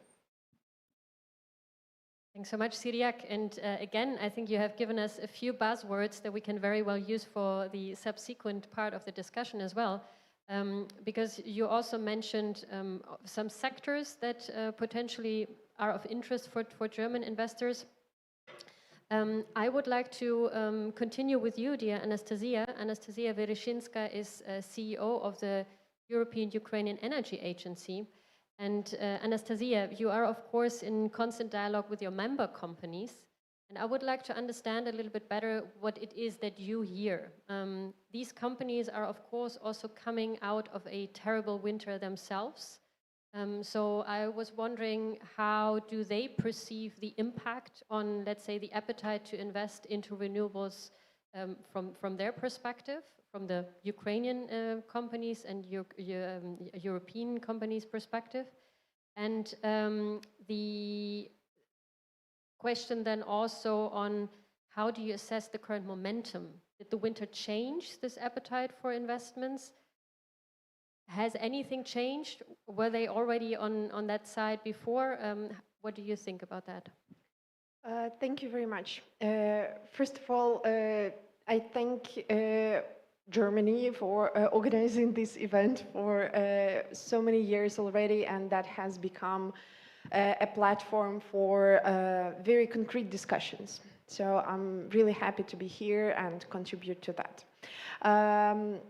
Speaking of private investors, our association has a lot of members that either have already renewable assets in Ukraine or planning new projects. And if we are talking about the companies that have renewable assets in Ukraine, of course, this winter has been really harsh for them because despite the fact that most of the renewable assets are intact, they are okay, they can generate electricity, but the transmission infrastructure is not intact, unfortunately.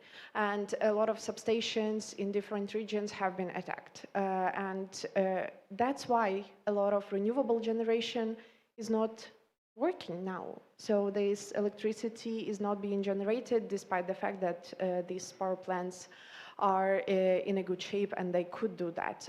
But unfortunately, the timeline for reparations and the construction of the new substations, for example, is very long. So for example, we have an example of a big foreign investor that had been one of those that has been generating a lot of renewable electricity in Ukraine with their power plants, but half of their profile is not operational now.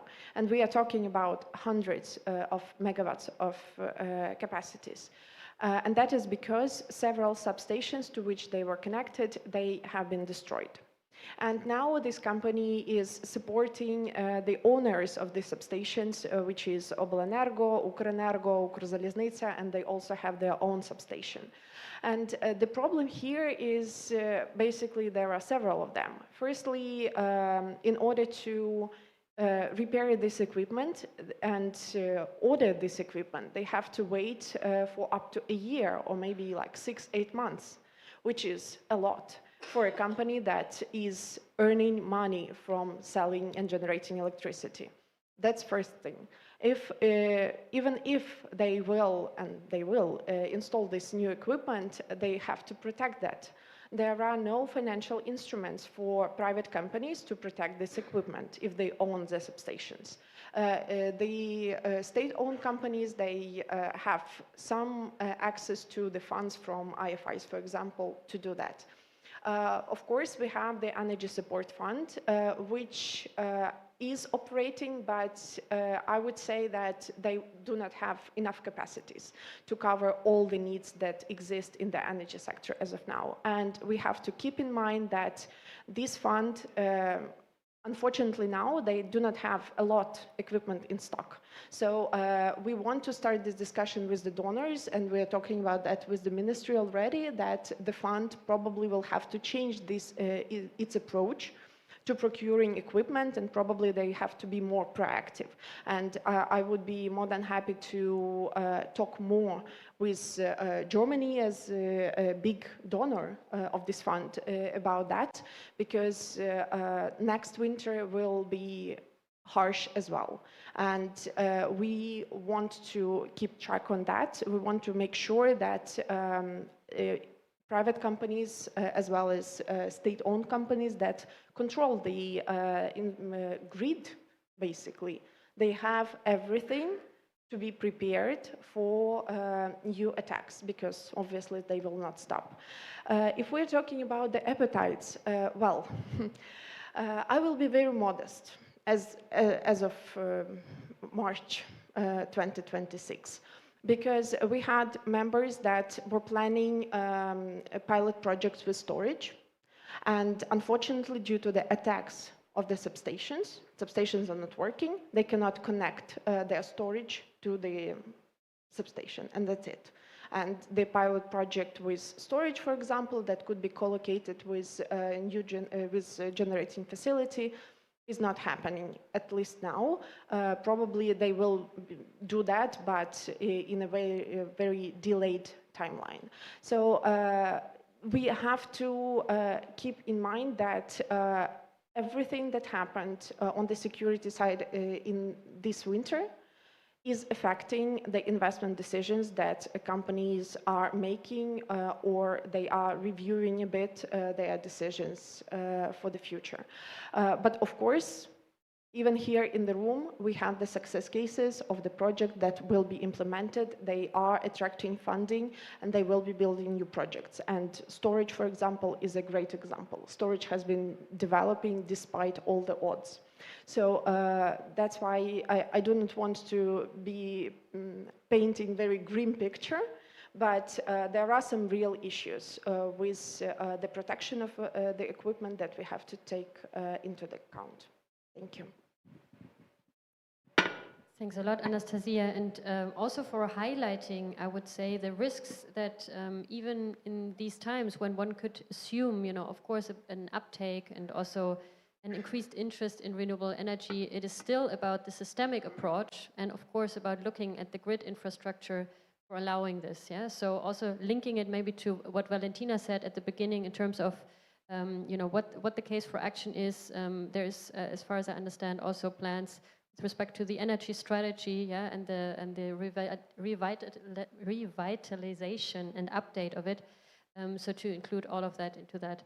And building directly upon your assessment of it, I would also like to ask you, Jorge, about your perspective. Jorge Beche is investment manager at Goldbeck Solar, and you are, of course, invested in Ukraine. You're also invested in other countries across the world.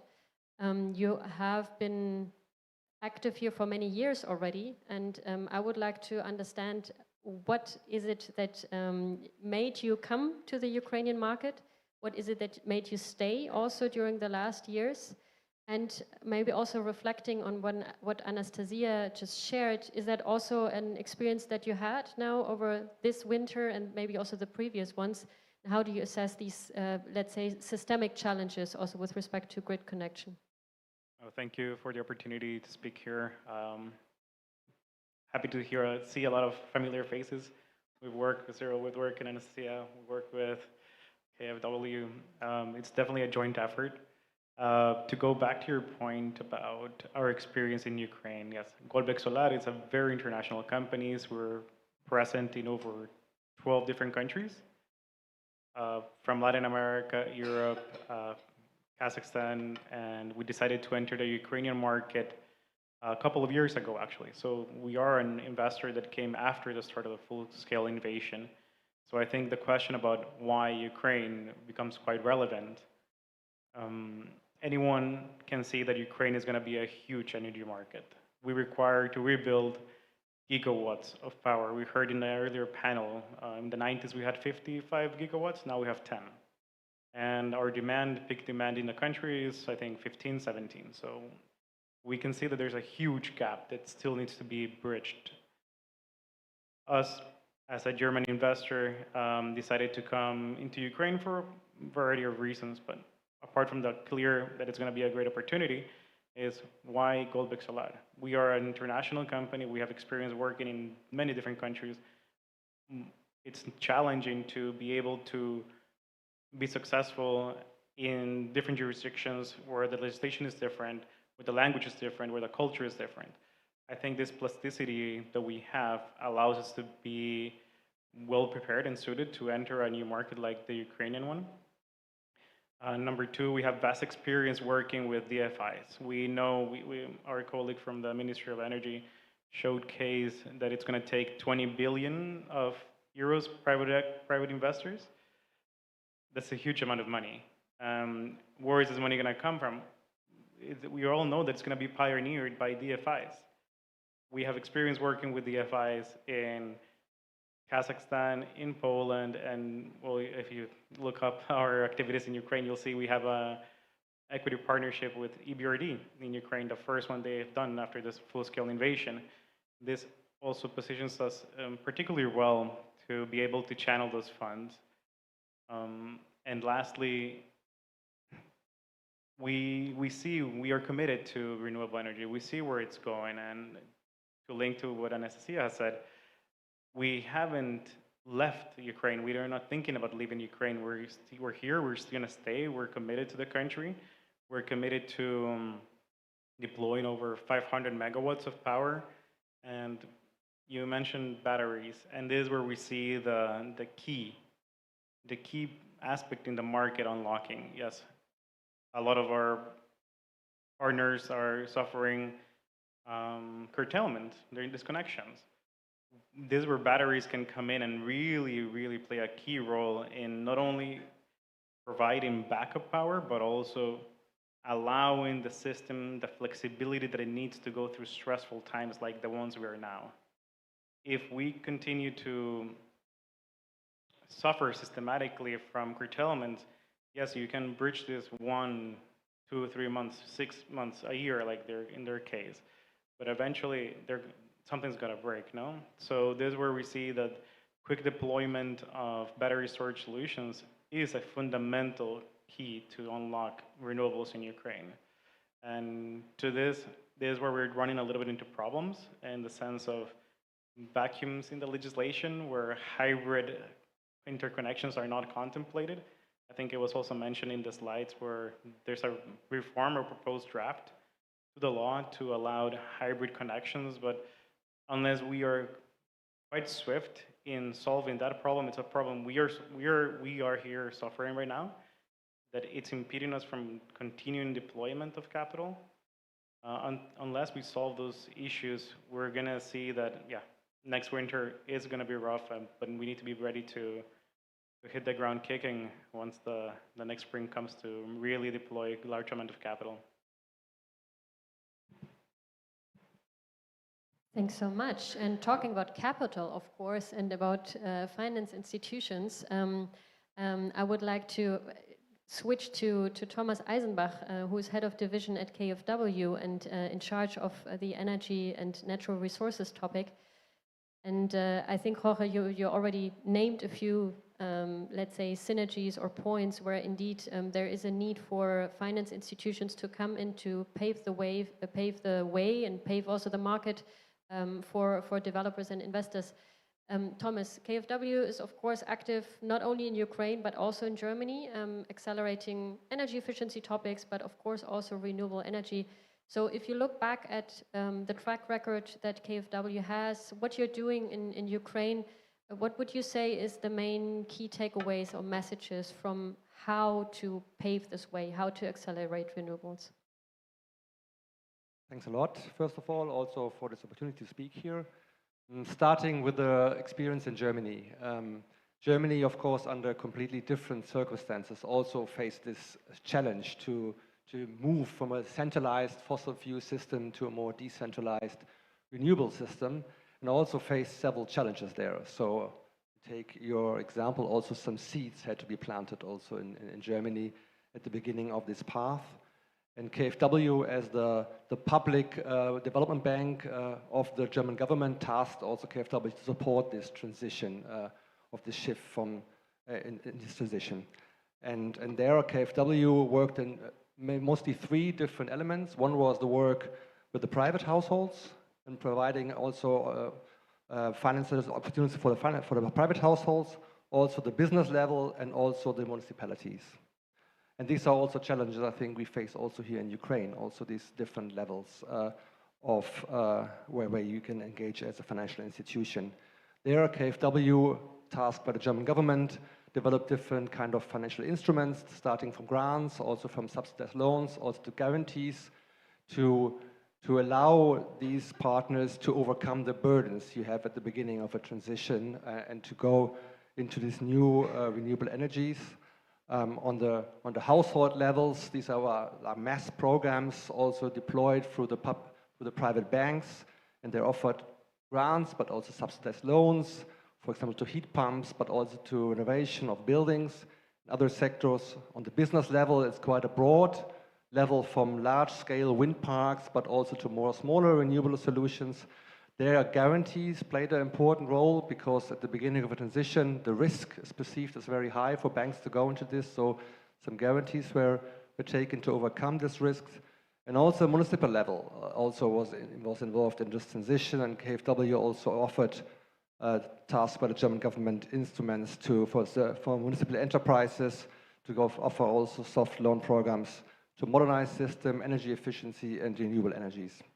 So this has been a transition, and there also some issues, as mentioned by my fellow panelists, have been important, like a clear framework, also legislation, but also financial offers to overcome certain burdens and to overcome risks and to incentivize new developing markets.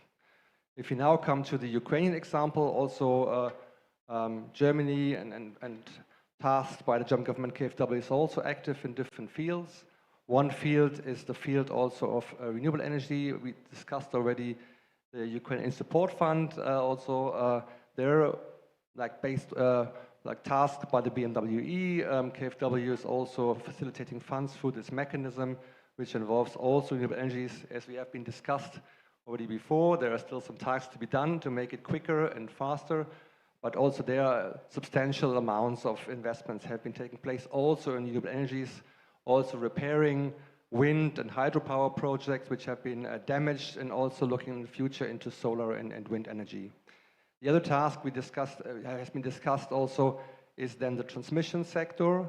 Here, tasked by the Ministry of Development Cooperation, the German Ministry of Development Cooperation, KfW has been active for a long time with Ukrenergo, and there has been two different kinds of approaches. One approach is the more short-term emergency approach, like restoring damages in the grid and helping to ensure that the system is still running with substantial amounts of short-term emergency measures in substations, in auto transformers and other high voltage equipment.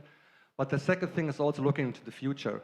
And they're also looking for long-term sustainable developments, and therefore also on behalf of the German Ministry for Development Cooperation, KfW also financed interconnectors to Slovakia, to Poland, and also long-term investments, which will enable also Ukraine to further develop its market, which is also necessary to, at the end, connect all these new renewable, decentralized energy resources. And then lastly, there's also products for the financial sectors. KfW works on behalf of the German government extensively also with the NDI instrument, which provides loans for the banking system, and also has a new flagship fund, which also goes through the banking system, where for private and potential also public partners, loans are provided, subsidized loans to invest into renewable energy solutions. Thanks a lot.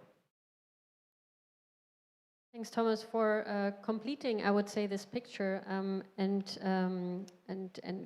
exemplifying also the role, of course, of financial institutions for that. I would like to get back to you, Anastasia.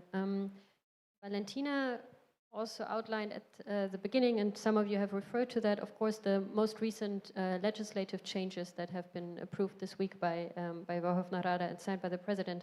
And I would like to ask you very openly also, I understand this is of course a very important and also positive step. What is your assessment of the law? Is there still something that still needs to be done from your perspective? And what is maybe also the feedback from your member companies? We are still gathering this feedback, but in general, of course, that is a good step, because we definitely need to set up a working mechanism of auctions, for renewable auctions for the future, because we all understand that this ramp-up mechanism that we have been deeply involved in the last 2 years, basically, when we have been developing the concept and advocating for that. It is a very temporary solution that will support the offtake of the project of maximum like 1 gigawatt. So we would need to scale the renewables further, and the auction system is the only way basically to do that as we see that. So that's why we really support that the Parliament has supported the initiative from the private sector, that the Ministry has supported the initiative from the private sector to amend the rules for the auctions. That's why we will continue to work deeply at the process of the updating secondary legislation with the regulator, both with the Ministry and our colleagues at the Parliament, if there would be a need to edit something else or to add something else. But in general, yes, of course, that is a very, very good sign, and that is a very good step. And since you're nodding, Jorge, I would like to also ask you about this, because of course this law is part of a series of laws that is being worked on, and that can also be seen as part of the larger EU accession process. So my question to you would also be, as a company being active not only in Ukraine but also in other countries, in how far does this EU accession process make a difference for you in terms of potential investment decisions? Yeah. Thank you for the question. To provide you feedback, we are members of the association, by the way, so I can tell you live feedback. Yeah, indeed, the changes implemented, and not only for this law, the laws that we've seen implemented for the past 2-3 years have completely transformed the Ukrainian energy market from before the full-scale invasion to now. It's a completely different picture, and one that is 100% more friendly towards private investors to come in. Nonetheless, we see the law might be approved, perfect. Now the implementation, and this is where we see that with different DSOs, different Oblenergos, they're interpreting the law in a different manner. So we're having inconsistency in that sense. So you can approve the law here in Kiev, but if we're going to another oblast and that Oblenergo particularly says, no, our interpretation is perhaps more conservative, we won't issue these grid connection conditions, then we're having to not operate on an even field.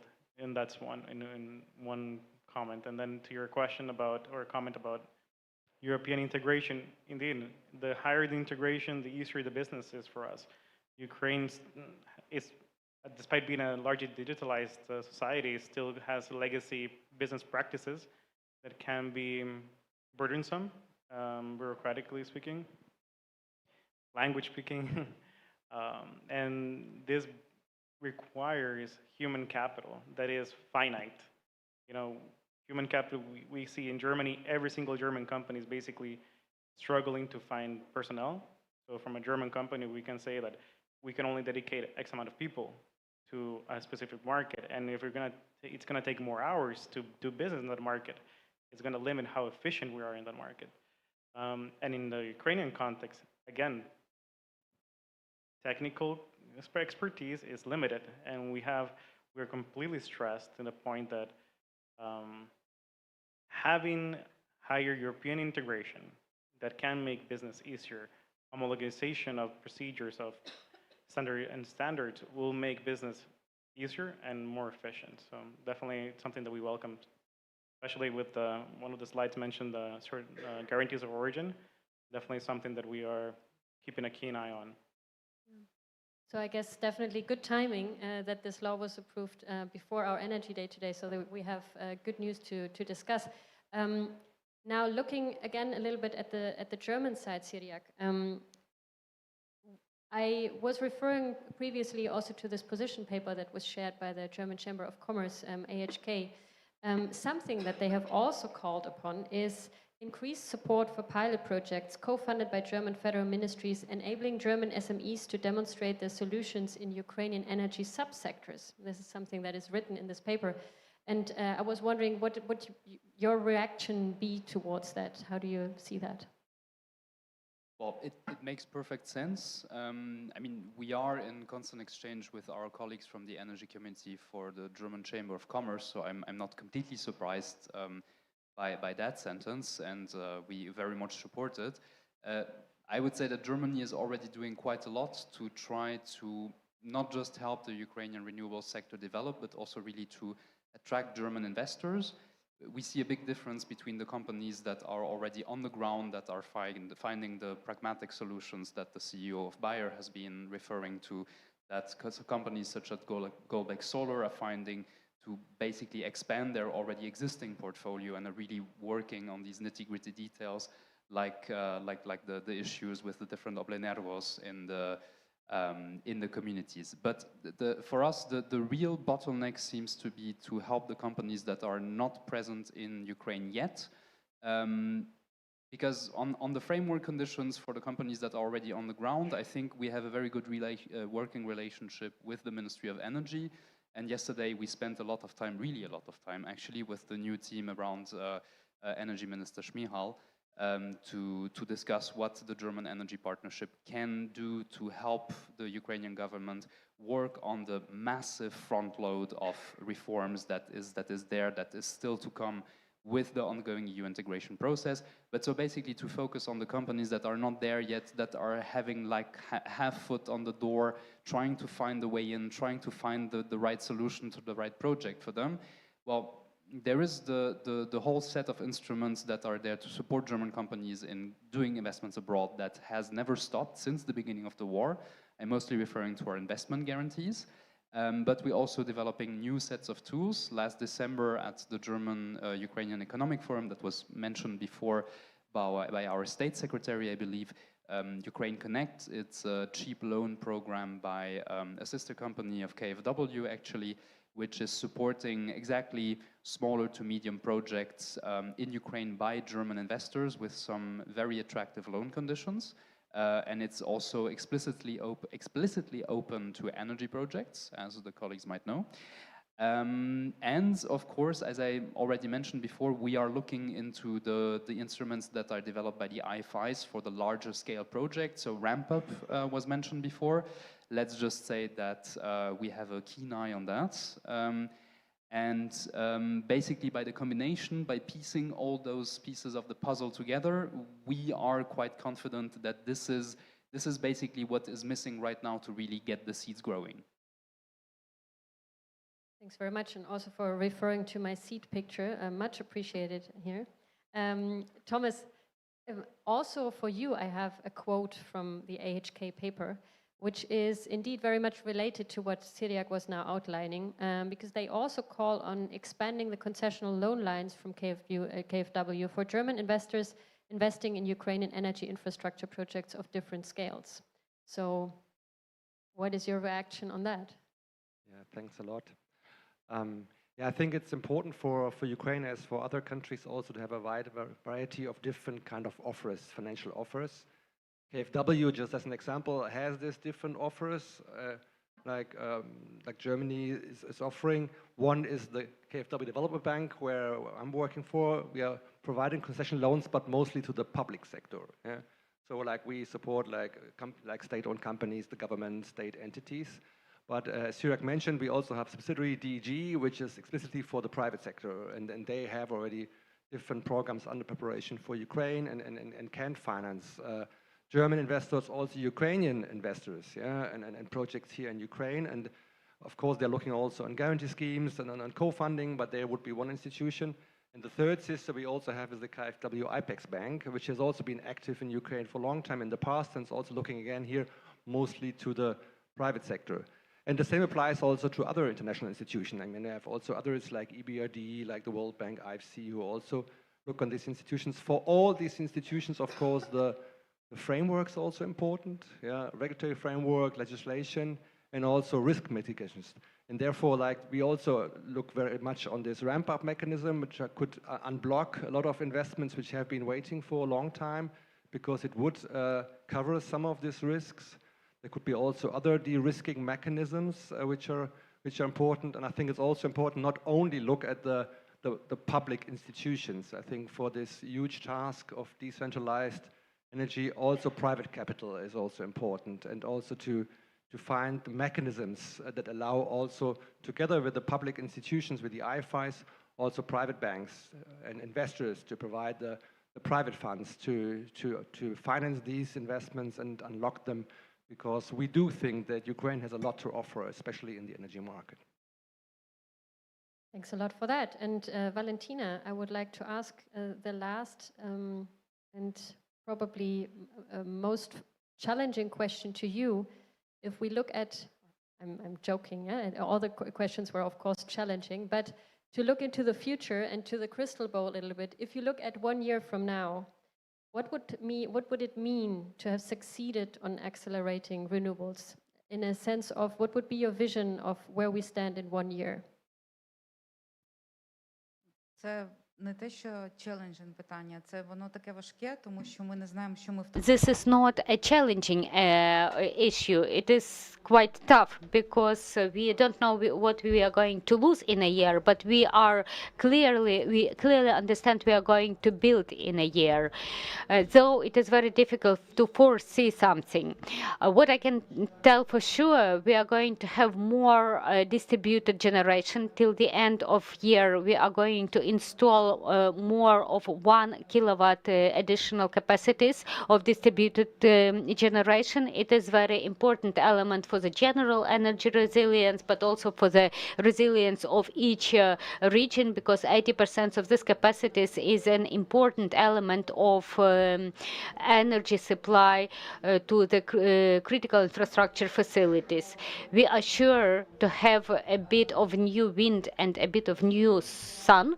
It is important to save high maneuver generation that is to repair what is possible to be repaired in coal heating power plants, and to save the hydroelectro power plants, because it is an important element of the general energy system as well.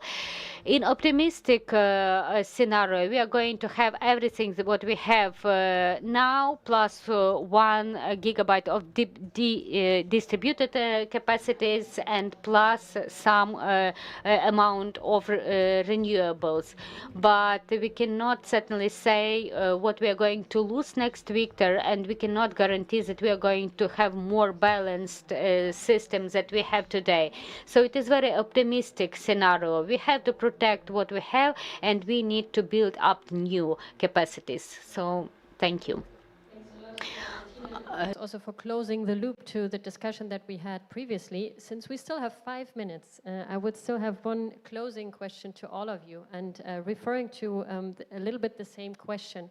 Now, of course, we know there is a lot of uncertainty, so we cannot predict what will happen with respect to Russian attacks, to the infrastructure, and we don't know what it will look like in a year. But if you look at, let's say, those parts that can be influenced, impacted by us, let's say, by the community, by the decision makers, by the by the investors, by international cooperation, by IFIs, what is it that you would wish for to have succeeded in 1 year? So maybe you can pick one thing and explain it in maybe 1 or 2 sentences. And I see Syriac moving, so please start if you like. Yeah, maybe a spontaneous reaction from my side. I mean, you probably expect me to talk about gigawatts or German investments. I'm actually not going to do that. What I see is that Ukraine is the country where things are happening that nobody thought possible, like resisting the second army in the world. So what I'm actually hoping for in Ukraine is that in 1 year from now and beyond that, we've started to really motivate the young generation to get involved in the energy sector. Because I see right now that there is a lot of companies that are hanging by a thread thanks to an amazing generation of like post-Soviet engineers that still know how to get their hands dirty and repair stuff that would in Germany probably be unrepairable. But I think what we need right now is already those young, bright minds to really get interested and excited about creating the energy system of the future.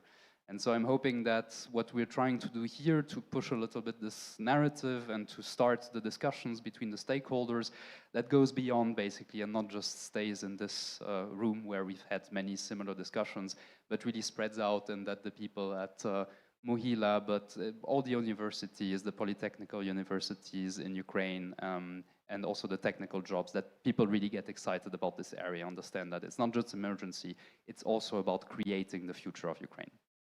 Thanks Bit more than 2 sentences, sorry. Yeah, thanks, but thanks for raising this topic, which of course is again related to hope, yeah? So I think a very important point.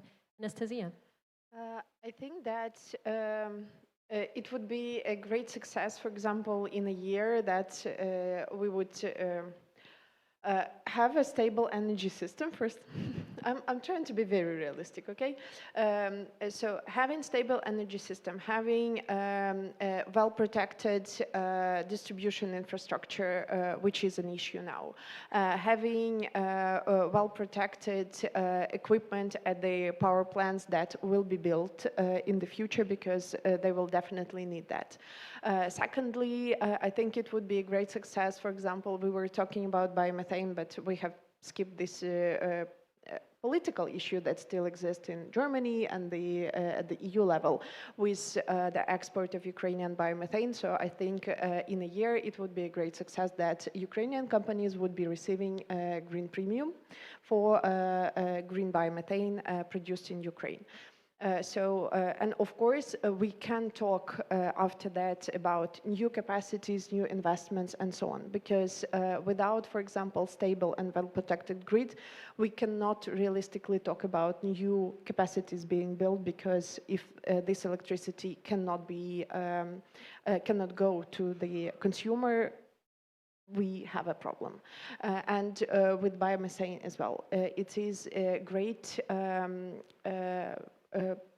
potential. Ukraine has great potential in production of biomethane and export of that. European countries need that, Germany needs that. So we need to fix the very political issues that exist there. Thanks very much. And then over to you, Jorge. You've already taken the mic. Your one thing that you would wish for in 1 year. I think the hardest thing is to pick one thing, no. Going a little bit commenting your comment and your analogy of the seed. If we do believe the narrative that we've been saying for years, that renewable energy is the future of not only Ukraine, but of the world. Ukraine is in a unique position to rebuild their energy grid from the ground up based on clean technologies. What I want to see, or I wish to see, is those seeds that have been planted to start growing, and we can see, really, is it possible to rebuild our energy grid from the ground up in a green way? And I think Ukraine can be the example for the world. Thanks very much. Thomas. Yeah, thanks a lot. As we said, Ukrainians did so many things in the last years which you all thought would not be possible. Ukrainians together with international partners. So I think the one thing that I would hope for is that these auctions for renewable energies took place, are successful, and we have substantial more decentralized renewable energy production here in the country. And with these productions, the seeds of the wheat will grow and you have a nice green field. Thanks a lot. Then maybe last question for you, Valentina. What would you wish for, because I already asked you the question of 1 year, what would you wish for with respect to German-Ukrainian cooperation? Хотіла пошуткувати, що через рік я б хотіла, щоб I just wanted to make a joke that we would like to have no electricity cuts in a year. In terms of the German-Ukrainian operation, there are a lot of things to do, and we would be happy to see some specific results in a year. For us, the specific results, that's a new equipment and the ability to protect our grid, electricity grid, heating grid, and so on. It is critically important to have reserve equipment because as soon as something is destroyed, we need to replace it as soon as possible. So we would be happy to see the specific results of our cooperation, new equipment, new capacities, and a new category of professionals that will be working in the new energy grid. It is very important for us to have this new pilot projects and to get the new quality of human resources to work with the energy system. Everything depends on us. Thank you very much. With this, I'm saying thank you and handing over again back to Marichka. Дякую, Мір'ям. Друзі, в нас є... Thank you, Miriam. Now we have an opportunity. We have journalists. If anyone is willing, please ask your questions. I give you some 3 minutes per person. You can ask your questions. If you need the video camera closer, you can do so. And if your camera can work remotely, you can come up without the camera. If not, we can thank you, dear guests. Oh, well, we have a person here. You can grab my microphone if you need. Kira Ivanova, the question addressed to Ms. Valentina. Tell me, please, what do we need to do with heating of Kyiv when it is impossible to defend a thermal power plant against ballistics? Is it possible to change something in the centralized system, in the supply and distribution of heat before next winter and our getting ready for summer heat and to the season of air conditioners? Well, thank you for the question. Kyiv is the most complicated part in this general sustainability and resilience system. We have the biggest population here. The critical infrastructure is centered here immensely. There are many governmental buildings, many state organizations. The consumption is the biggest here, and that's a very complicated city to develop some fit-all strategy, but Kyiv is working on it. We separately cooperate with City Council on every solution, on reserves for water supply, heat supply, for all sorts of options on how to replace centralized heating. I cannot voice it here. Absolutely everything we're doing as of today is for internal use only, and better than you should rather address Kyiv City Council, who can answer you based on which solutions they can dwell upon. But that will surely be co-financed by the state. We understand that Kyiv won't be able to use its own resources to close all the needs. These plans are developed by certain ministry. Thank you. My question would be addressed to Mr. Thomas Azebach. And in your opinion, could the Ukrainian current experience in diversification be applied to other countries and regions in general, which you are working, especially amid the recent events? And what should or could be done to if not to avoid, but at least mitigate political manipulations based on the energy resources ground? Thank you. Yeah, thanks a lot. Yes, I do think that the Ukrainian experience can be an example also for the wider region, especially the accession region, neighborhood region, and I think one thing is Ukraine is one of the biggest countries in this region, so everybody looking at Ukraine, it's not only because of the Russian invasion, it's also because of the size of the market and the opportunities that Ukraine has to offer. And I think, as we have discussed today, one important thing is the clear framework, and long-term clear conditions to all market participants, to have also transparency for all market participants, so to have clear rules, and a clear path forward. And many countries are moving actually the same way, moving away from fossil fuels because they're dependent on imports and risk more towards a decentralized system. And Ukraine is also going this way and showing this way, and have like a clear system like the auctions, which are now should take place for renewable energies, and also have clear incentives for all market participants. Clear incentives, a legal framework, which has to be clear also because these are long-term investments. I mean, Goldberg will not invest if they don't know that their investment is secure for the next 20, 30 years. So this is very important, and this is also what other countries are looking for. Наталка Прудка, главком. Скажіть, будь ласка, тут багато цікавої інформації про Glavcom, look, we have a lot of interesting information on maneuvering facilities and alternative sources. How is it agreed with Ukrenergo system? Does the Ukrainian grid is ready to receive this enormous amount of power? Because I remember when 7 or 8 years ago, enormous amount of green tariff, the biggest tariff in Europe, allowed involving enormous investments, but the system, the grid, was not ready to receive that amount of power. How can we avoid the similar collapse, and how Ukrainian market is paying the green tariffs, those enormous green tariffs that would be in force, if I'm not mistaken, till 2030? This is a question to Ms. Valentina. Here there are two aspects. How, if we can endure the green tariff, that's one thing, and if our systems will endure additional renewable power and renewable generation, that's another thing. The last issue of technical capabilities are resolved by issuing technical specifications to each system.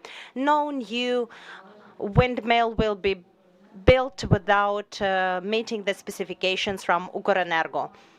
Of course, Ukrenergo must have their own abilities to create new substations, to reinforce the transformational capacity. They provide for all that, among other things, while preparing for the next heating season. Considering the green tariff, currently it does not work for new businesses which have been improved based on the project which I spoke about. Those are auctions and possibility of receive market premium. That's a transformation of green tariffs. Concerning all the debts, I cannot answer because now I don't have that information at hand. If you would like to know specific numbers, you can write us a request and we will answer with specific numbers. Thank you very much, dear colleagues. Thank you very much for your panel discussion, which we witnessed on this stage, and we are getting ready to the third panel discussion. Thank you very much, dear participants. And now it's time for our third and conclusive panel of German-Ukrainian Power Energy Day, which is energy strategy of Ukraine and way to integration to the EU. Because we well know that Ukraine is moving in the direction of EU integration, and its energy strategy is one of the critical parts of this process. How well Ukrainian infrastructure will meet all the possible European norms and how it will interact with the EU system once it becomes its component. The panel will be in English and Ukrainian, and I will invite Konstantin Krenitsky to moderate. He is the chief of energy unit in EcoDia NGO. He's an expert in decarbonization and working in the sustainable development of power in Ukraine for years. Welcome, please, our moderator. Trust me, it's the most challenging work to do, moderating the final panel. So I hope you will encourage our most dedicated participants who stay with us throughout the day. Anna, coordinator of Platform of Ukraine. Inna Sovson, Welcome Ukraine. Dr. Susanna Nis, Chief of Green Deal Ukraine Project. Welcome. Maria Elena, Chief Counselor on Ukraine Task Force and on cooperation with Germany, and Aaron, Representative Office of Ukraine. Konstantin, please, the floor is yours. Thank you, Marichka. You feel this special atmosphere of the last panel, right? And I would sympathize with you.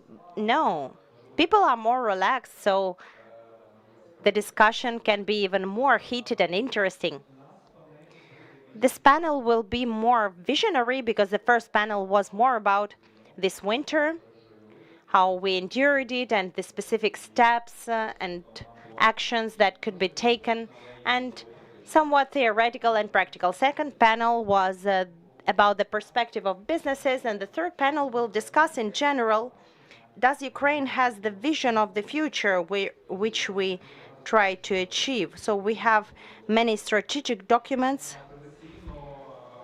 Traditionally, it's very hard to combine them at the national and regional level.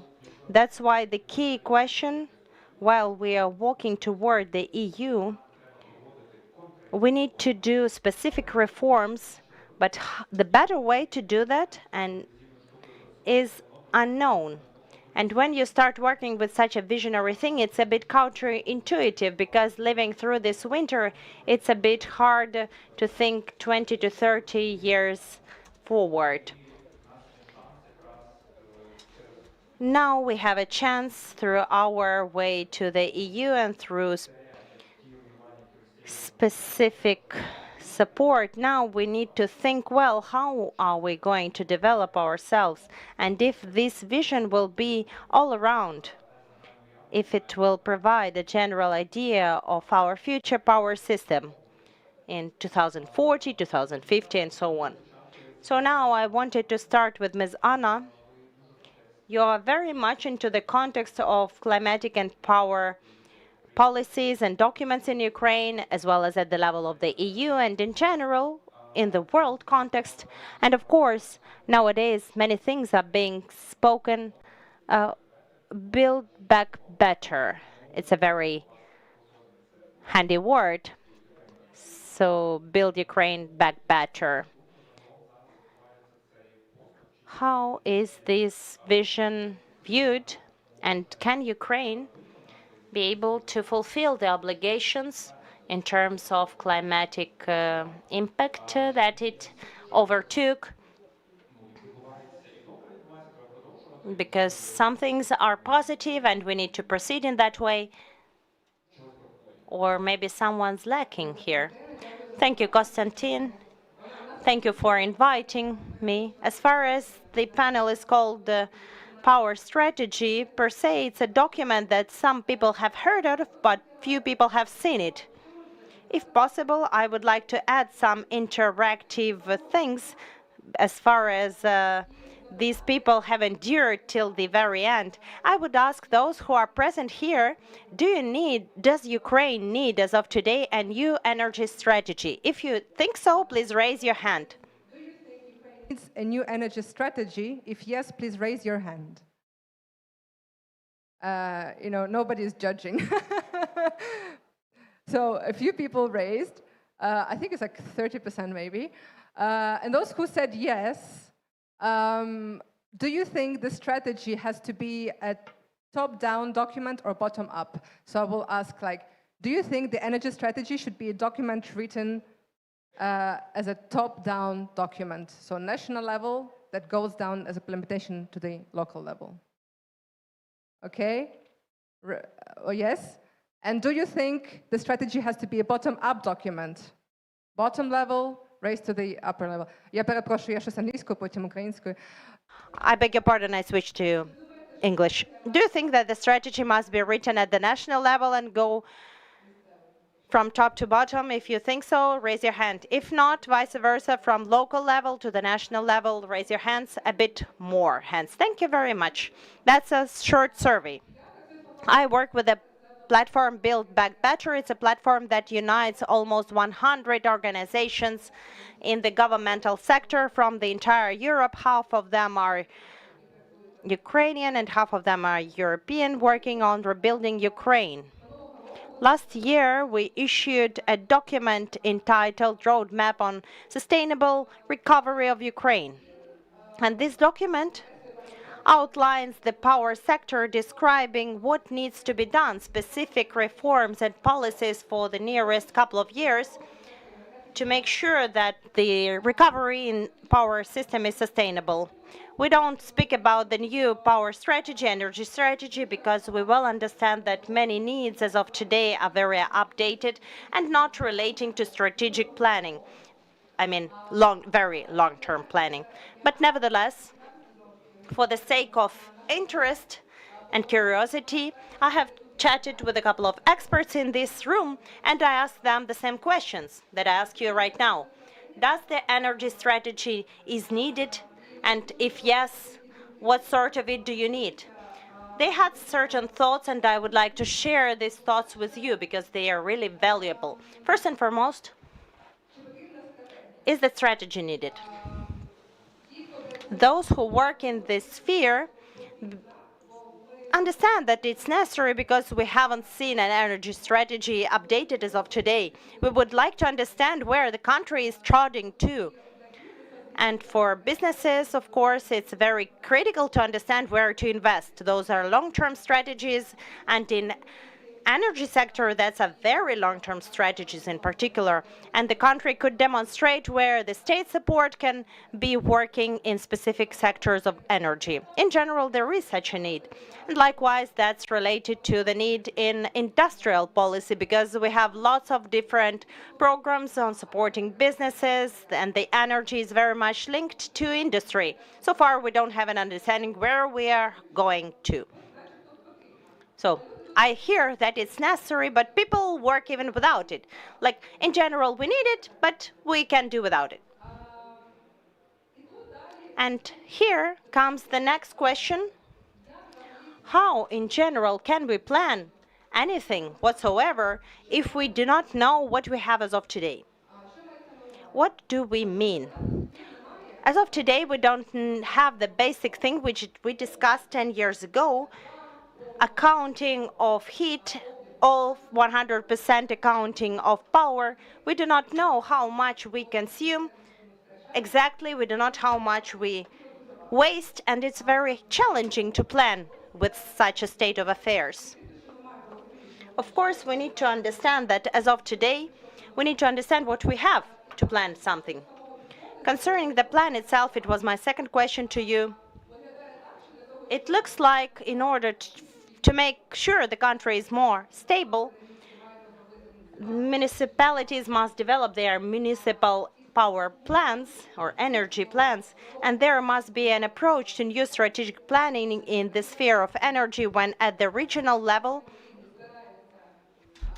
all those municipal power plans are gathered, all the needs of municipalities are collected, and after that they're juxtaposed to what is being planned with our operators and network, and after that we work with it at the national level. As of today, it looks as heading into the direction providing for our sustainability, and that the municipalities are already doing their planning. Those were the answers from the experts with whom we have talked here. And speaking about your question, Mr. Konstantin, of course, the goal of 2050, climatic neutrality, enormous and distant goal, which is actually recorded on climatic neutrality, though that's a shared goal of all the European continent. It stays updated. We know that the EU sees this goal as the foundation of its policy, produced by the EU. This week, actually, the EU has published an Industrial Accelerator Act. Act on supporting acceleration of industry that includes a lot of interesting aspects that are very useful for us as well. For example, that European Union is planning to produce at least 3 components. So within the battery, 3 components of the batteries have to be produced in the European Union, and that electrical cars have to contain 70% of the local components of European Union, except of the batteries. What and plus green steel. So what I'm leading to. There are a lot of talks today. How can we support industry to achieve this climate neutrality? Do we have these talks in our country? Do we understand how our industries are going to develop? Do we realize that we are going to be the part of this environment, or we are going to be the country that is going to export critical minerals in raw conditions? So we don't have the answers to these questions because it all belongs to the energy sector. So there are a lot of questions we don't have answers to at this moment. Anyways, we need to discuss this. And I do agree with the experts that suggested to change this format. If some kind of vision is here in Kyiv, we need to adapt it at the local side, because we have developed a lot of strategies on the high level, but they were not implemented on the lower level. So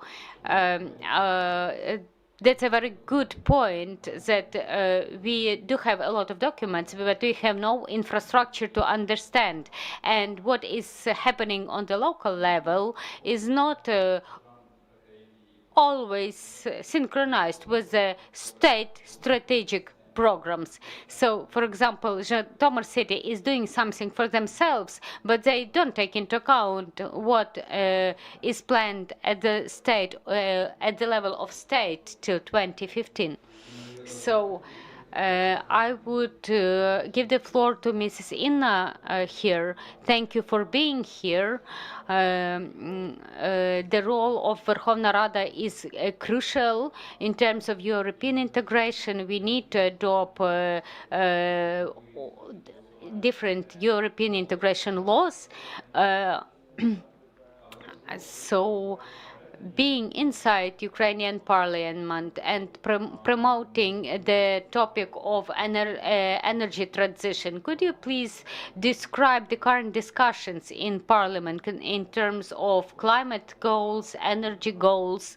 Do you talk about this? Do you talk about these issues of fencing of fossil fuels and so on? Thank you very much for invitation and thank you for the question. First of all, I would like to say that I was focused on the agenda and I will need to leave you at 6 p.m. Sharp. Talking about the role of the parliament and how much do we discuss strategic issues within the parliament. Probably I will disappoint you, but there is no place for strategic discussions at this moment, unfortunately.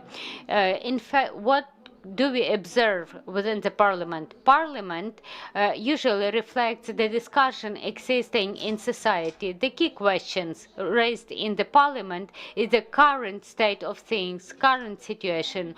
What is the situation, like the last session plenary week? During this last week, we were discussing the prices for fuel. On one side, it is logically because it is the most burning things, those are very critical things, and on the other side it is a problem because we don't discuss the strategic level as it is, and we don't touch the discussion related to European integration because European integration will only happen if we adopt new legislation and new laws, and we need to put a lot of effort from the side of ministries and line departments to fulfill this. But actually, there is no such a discussion in Parliament at this moment. It is not a secret for the Ukrainian society that during the last 2 months, Parliament struggles to adopt at least some laws, and we are not talking about the European integration laws here. So even those laws that so it is a wider discussion about the parliamentary crisis we are currently in, but I think that it is a very large systemic problem that we don't have a capable parliament that can be included in this discussion and could adopt the necessary legislation. In fact, any norms that need to be adopted in terms of European integration, they pass actually at the very last moment after different calls from Brussels and the International Monetary Fund or something like that. So actually, we don't have this live discussion in the Parliament.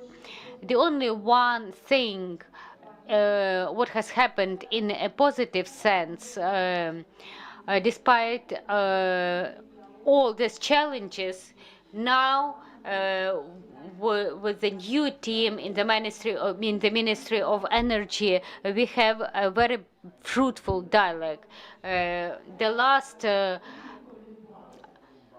The previous team in the energy was not so effective. today, the dialogue is really fruitful with the new team of the Ministry of Energy. This provides a hope for us, but we are going quite ahead. The situation that is constantly deteriorating. So, but I do understand that we didn't know that we have no time and we have no efforts for these strategic discussions, because we have shellings every day and we need to deal with this everyday challenges we are facing. But I think that we need to go back to this discussion and how can we institutionally support the functioning of the energy market. Certainly, we are talking about the regulator here about this is the problem that was actually postponed and this problem has no solution at the moment, and there is no discussion at the moment. How do we come to the independent and professional regulator? And this is the issue. The parliament can deal with this. So no other strategic planning is not possible if you don't have this relevant institutions that can be responsible for the implementation of these strategies. So we need to go back to this discussion. We have a lot of draft laws in this relation. They are not perfect. They need to be improved. But if we are distributing different powers between government and parliament, this is the issue we need to work on in the parliament. That is we need to build up the environment where the strategic mindset can grow. I can see some signs that we will come back to this discussion on the regulator. I don't want to be too optimistic here because it is very difficult to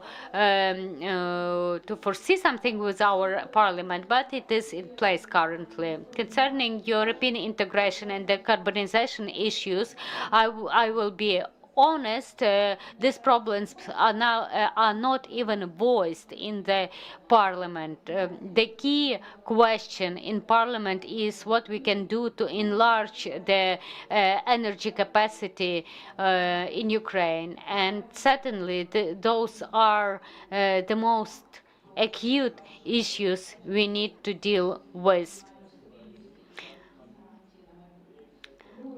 So those are the issues that we are discussing now within the parliament and between the parliament and government. And once again, to add a bit of optimism here, the situation now is a bit better than it was 3 or 4 months ago. Do we come to any result? It depends on each party involved.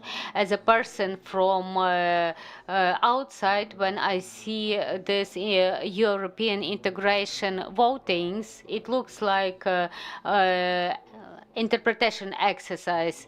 We were just looking for the mistakes in the translation. So it looks more like such a formal exercise. So my last short question. We actually lack, it is obvious that we lack this parliamentary capacity to find the necessary solutions, but what is the way out? How can we deal with this? We need to move forward, and we need to move forward. I would divide this question into 2 blocks. The first block is the block of political will, and those are very complicated processes, how the political will is shaped in Ukraine. At the last moment, we are going to adopt everything, but we would like to do it not at the last moment. But not least important, but it is not so obvious thing, is the issue of capacity and expertise.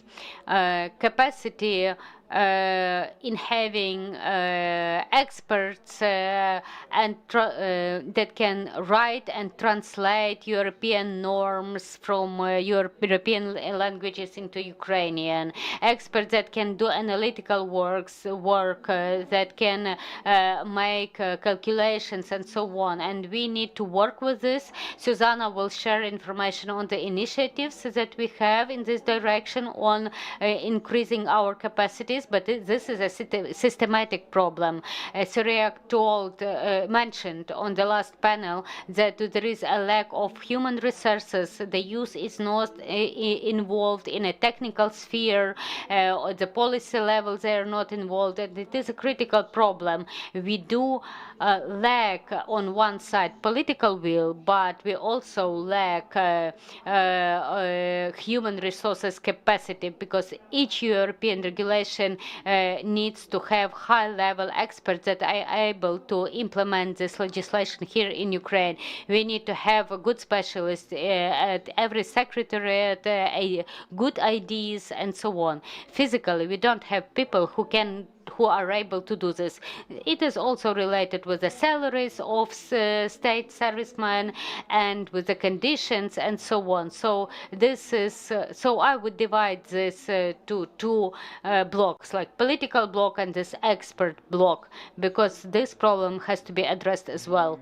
Thank you very much. My next question goes to Aaron. He needs to go a bit earlier as well. Aaron, you are going at the delegation of the European Union in Ukraine. When we are looking at the European Union and we see this narrative for the last year or 2 years about competitiveness, 5 years ago, we were talking constantly about Green Deal. Now we are talking about Industrial Deal. What is it all about? What it means for Ukraine? And the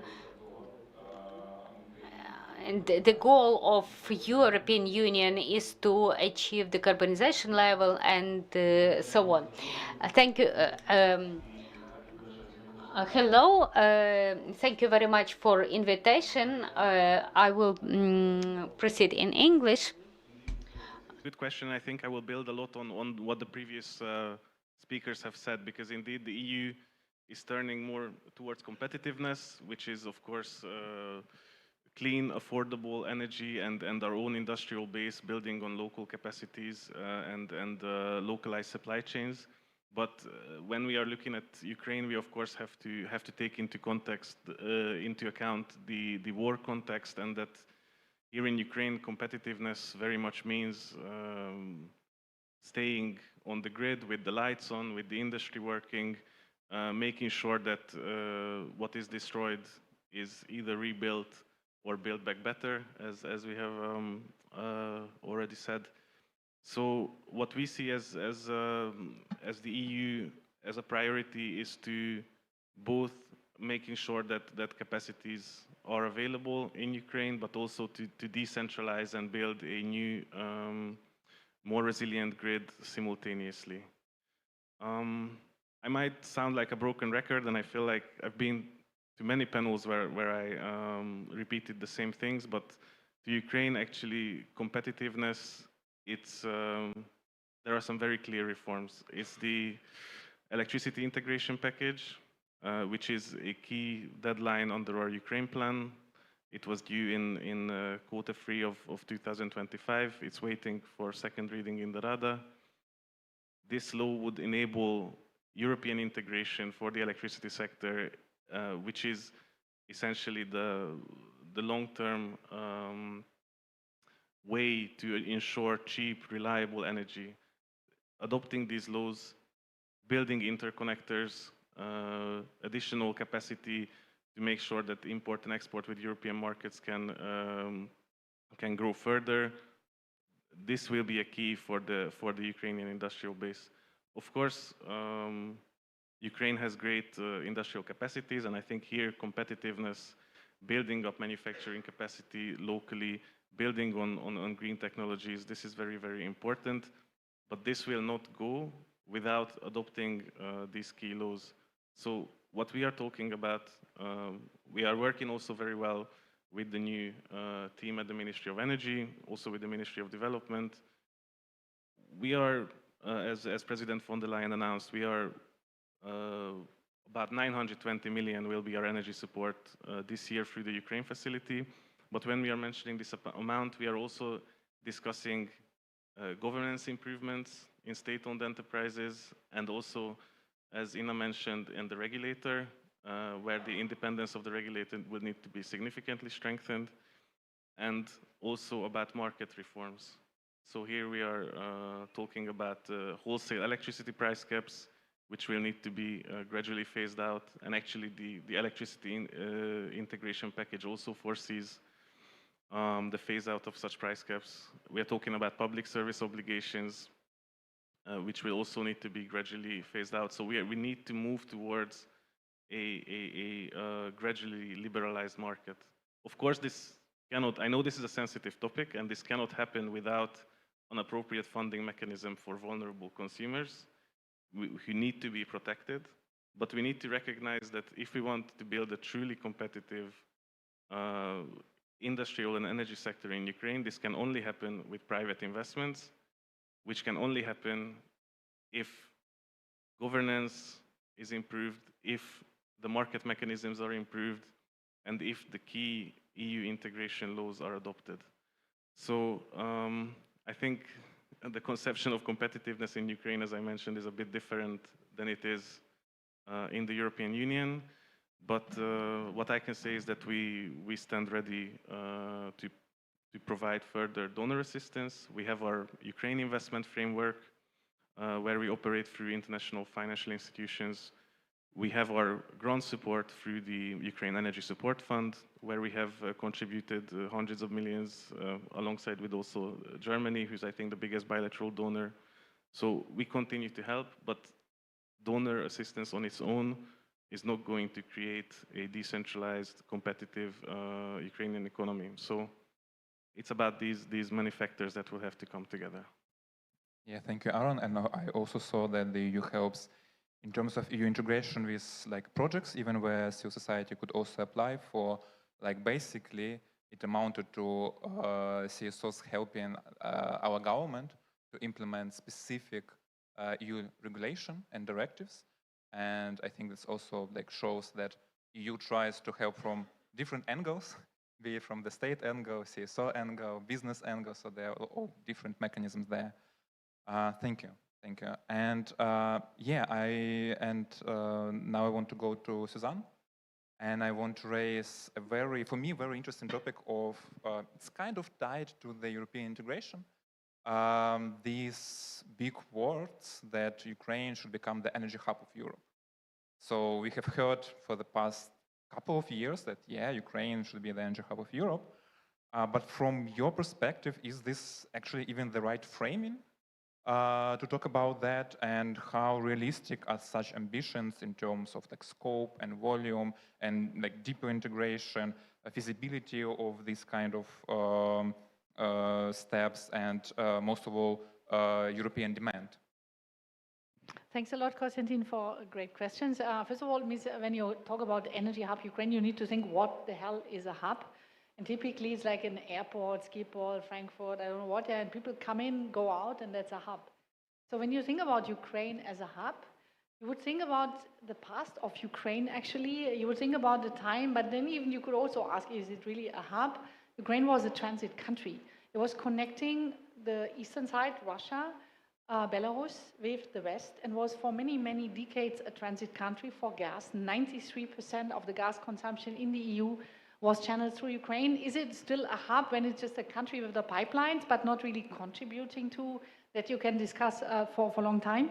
It was a hub in many senses. It was a hub also for oil, you could say, or maybe transit country. Druzhba is still the case now, even if it's going down 14%, and Slovakia and Hungary are the main beneficiaries. Czech Republic stopped. And in electricity, there was this famous Borstin Island, which drove mad everyone in the EU. There was always this suspicion of laundering plays for Ukrainians and not respecting the rules of competitiveness, stuff like that. And I even heard that when synchronization happened, first reaction on Western side from some, I don't mention any, who was that, saying that, but yes, you can synchronize, but please leave us Burstin hub, which cannot be done in any way because Burstin was used for synchronization. So now Ukraine will become the eastern border of EU.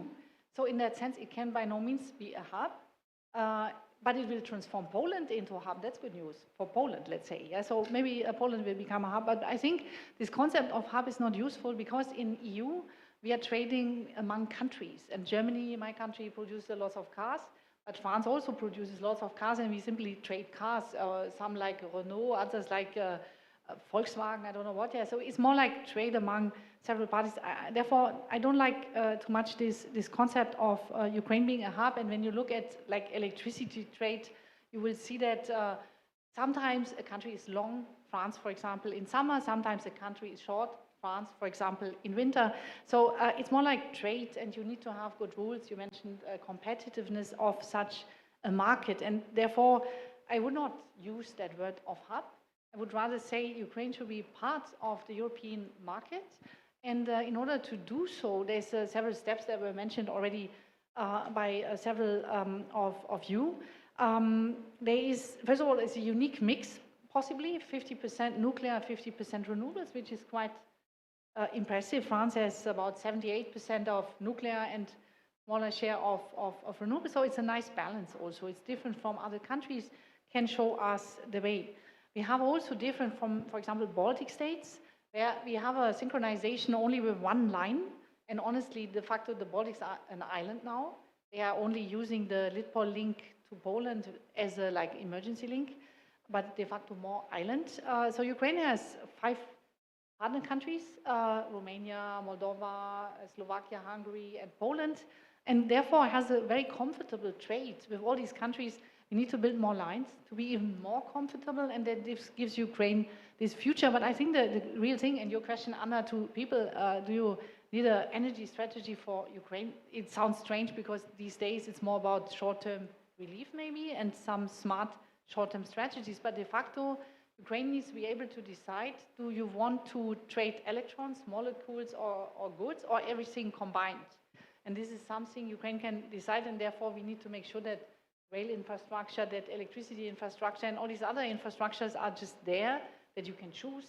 From our side, ENTSO-E side or European side, very clear when you look at all scenarios, we will be short in electricity in the countries that are close to Ukraine. Therefore, there's a golden avenue for such exchange, but it's totally unrealistic when, as we speak, when you look at peak load in Ukraine of 18 gigawatt and of a domestic system of 11 gigawatt, Zaichenko, Ukrenergo boss was just saying we need to build 9.5 more gigawatts in Ukraine. Means how can you trade with such a total demand-supply unbalance? And maybe the second question that you have also for me, like what needs to happen, most important thing, and you were talking about this already, this is not possible to simply like donate. You cannot donate 9.5 gigawatt, you cannot subsidize 9.5 gigawatt, you need to have a market, and therefore this phasing out, I wouldn't say even gradual, I would say like radical. You need to stop a system that is not working at all. Ukrenergo is kind of deep trouble now with all the repairs. All the other companies are in deep trouble. So I have targeted subsidies, as you mentioned. And now, by the end of this month, the cap on electricity prices that was like raised in the emergency bills will be lowered again, which is a perfect disaster. It needs not to be lowered at all because you need to invest a lot in generation. So that is something that needs to change radically. And also this EIP, it's perfectly depressing to see that this, since December 24, Ukraine has not adopted the electricity integration package. Why is that? And in June this year, Ukraine needs to be part of the Market Coupling Steering Committee to become part in 28 of the electricity market coupling system. Yeah. So this is really a disaster, and I think that Ukraine has to understand. And very last point, it was mentioned by Inna so soon, totally rightly. Of course, it's very easy to give great recommendations, and all of us love to do that, yes, but it's a matter of falling short on people. I was before in the energy ministry, 6 people work on EU integration in the energy ministry. How can you do this job? And therefore, building the next generations through training and all creative ways of even getting students into the ministry, all ways that are possible, need to be done immediately to help the country do the job. I stop. Yes, then thank you. And I think of these talks of hubs, like my personal opinion, I understand that it was like created through like to show the additional value of Ukraine potentially. But I think the whole value sits in the full integration into the EU and not just like picking and just sticking some like specific stuff. Yeah, and I want to go to the German perspective because we also have at the panel Marilena May from the German Ministry for Economic Cooperation and Development. And my question to you would be, how do you currently see Ukraine's like path, like as trajectory to the EU accession, and what would you like to see more or less of? How do you generally perceive what is happening currently? Yeah, thank you very much. It seems to be a luxury to talk about EU accession when having the winter in mind, what happened here. But actually, it's the only possibility and chance for Ukraine to do everything at the same time. It's really challenging, but you need to defend your country, to rebuild it, and to reform it at the very same time. My colleague from the EU has already mentioned a lot of fields where that is important. I want to start that the German government is supporting the path to the EU for Ukraine. We know that this is a path that will take time.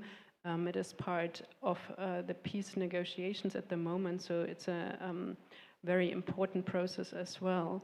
And until, well, so EU accession is a geopolitical decision as well, but it is as well a reform project, and it's about transformation and transforming this country. So it is really a deeper process that needs to be taken. What Ukraine needs to do is to do front-loading a lot of EU reforms, and it is doing this. Germany is supporting Ukraine in that field. One example was the EU directive on energy efficiency. We actually haven't talked a lot about energy efficiency today, although this is a very important field as well, because a lot of energy can be saved.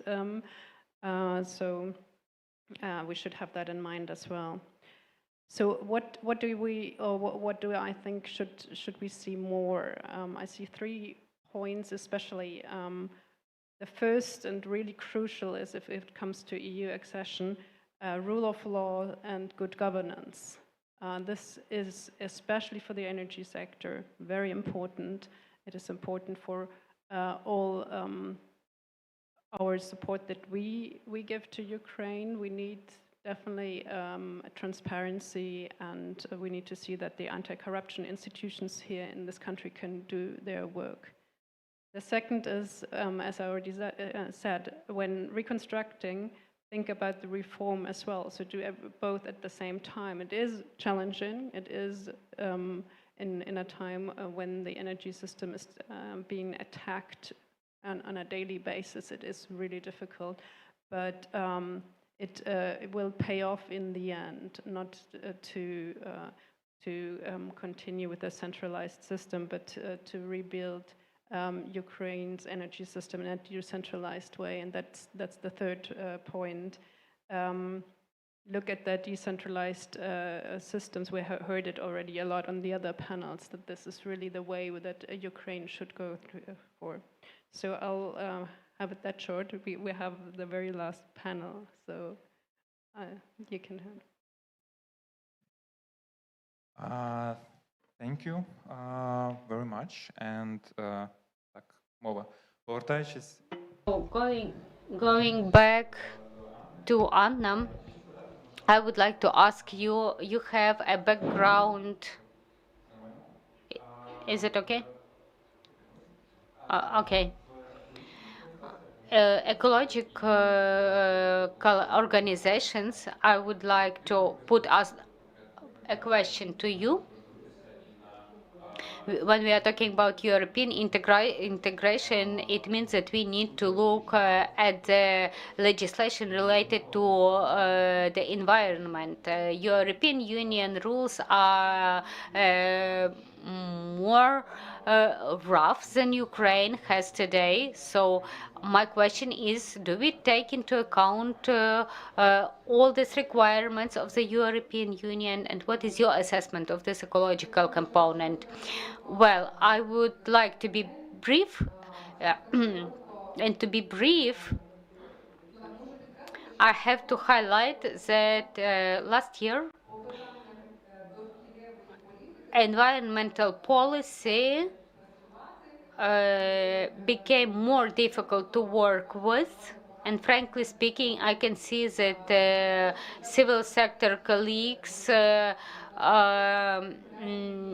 afraid that they will not be able to save even those ecological standards that are currently in place in Ukraine, because at this moment they are only getting more weak. And unfortunately for the environment, we face the challenge of building new energy facilities, what is also important. When we are assessing impact on environment,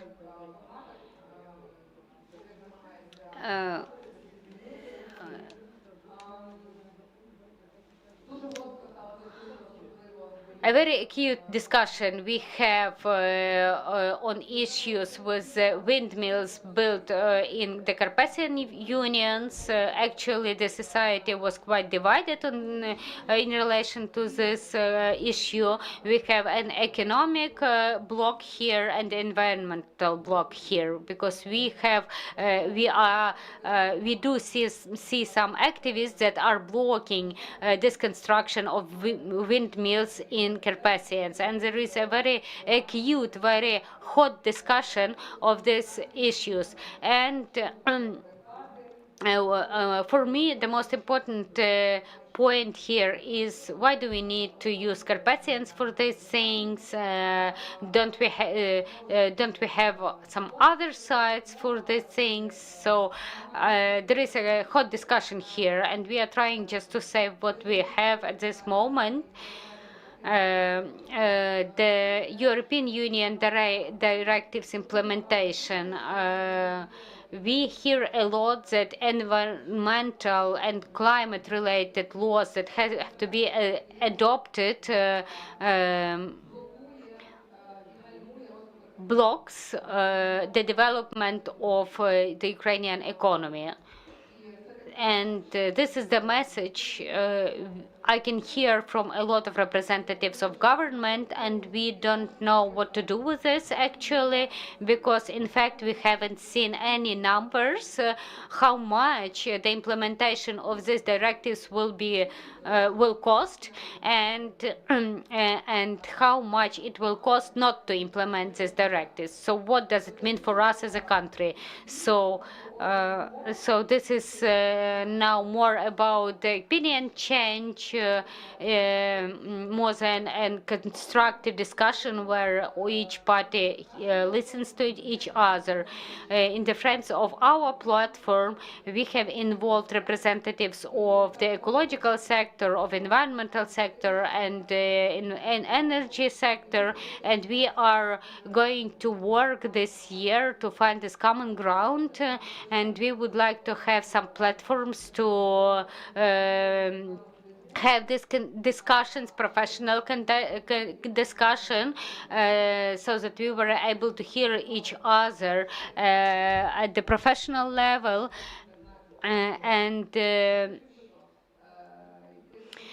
so I think that everyone understands that our colleagues in the European Union will not take us seriously if we as a candidate country will postpone adoption of the necessary laws to become really the member of the European Union community. Thank you very much.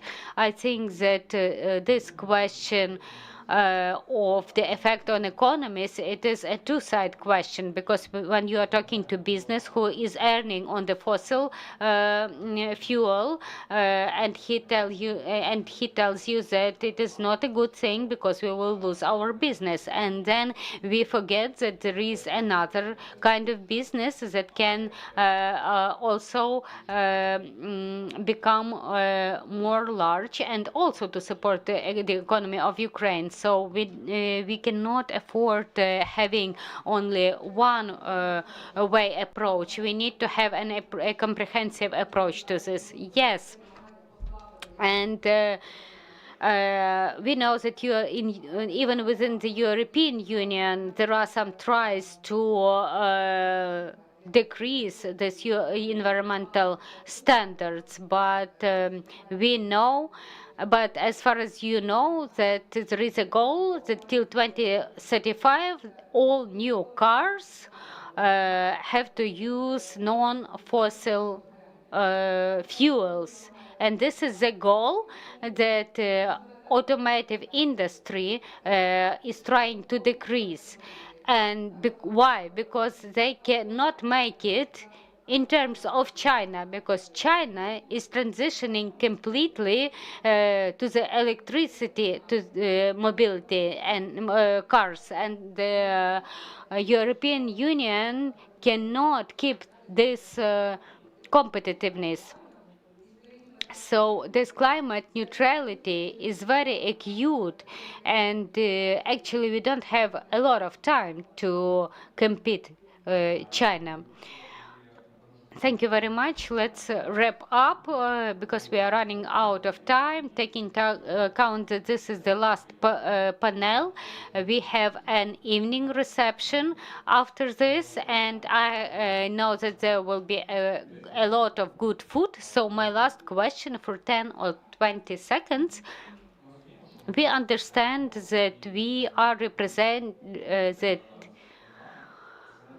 representing different organizations, civil society organizations, academia, consultation organizations, and representatives of other states.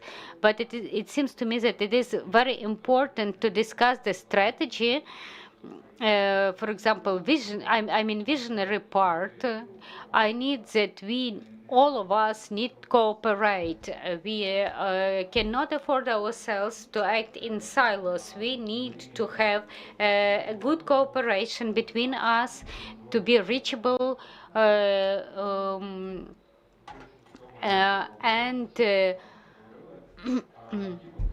what are the specific commitments you can take as an organization or institution or agency, what you are going to focus in future and what you are going to promote and to develop in future.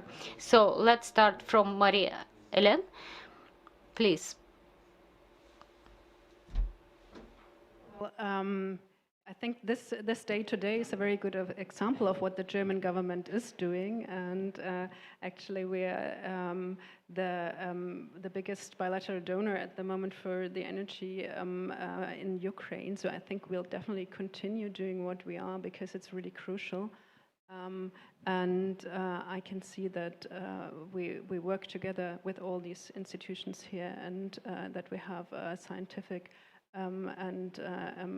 and think tankless and all of that sitting together here, working on reforming the Ukraine energy system. This is a very good example of how we should continue doing it. Thank you. Thank you. Susanna? Thanks a lot.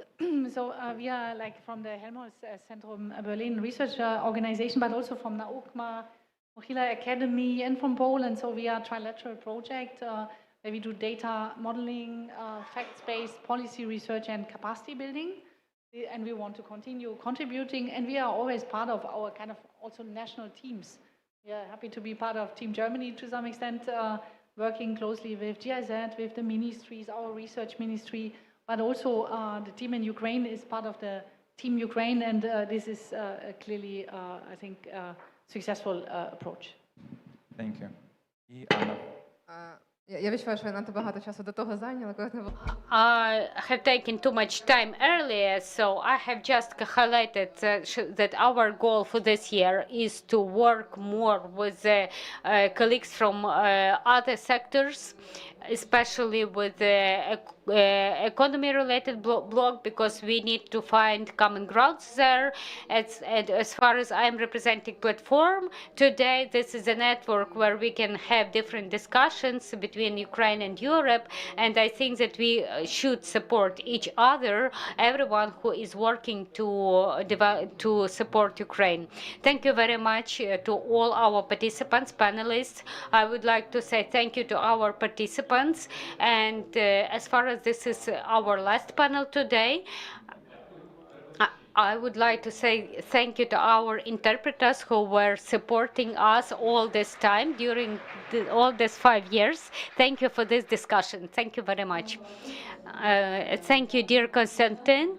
Thank you for all the participants. And I am always saying thank you to the interpreters, because I know how difficult this work is. So we are going to say goodbye to all our panelists.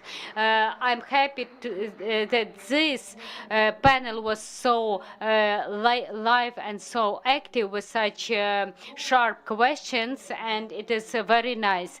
So we are going to have a reception now. I'm inviting you to the official part, to the opening part of this reception. It will be short, but it will be very interesting near the photo zone, and we will hear our business ombudsman, Anka Feldhusen. We will hear very important words from her in support of today's Energy Day, and so waiting for everyone in the hall. Thank you very much.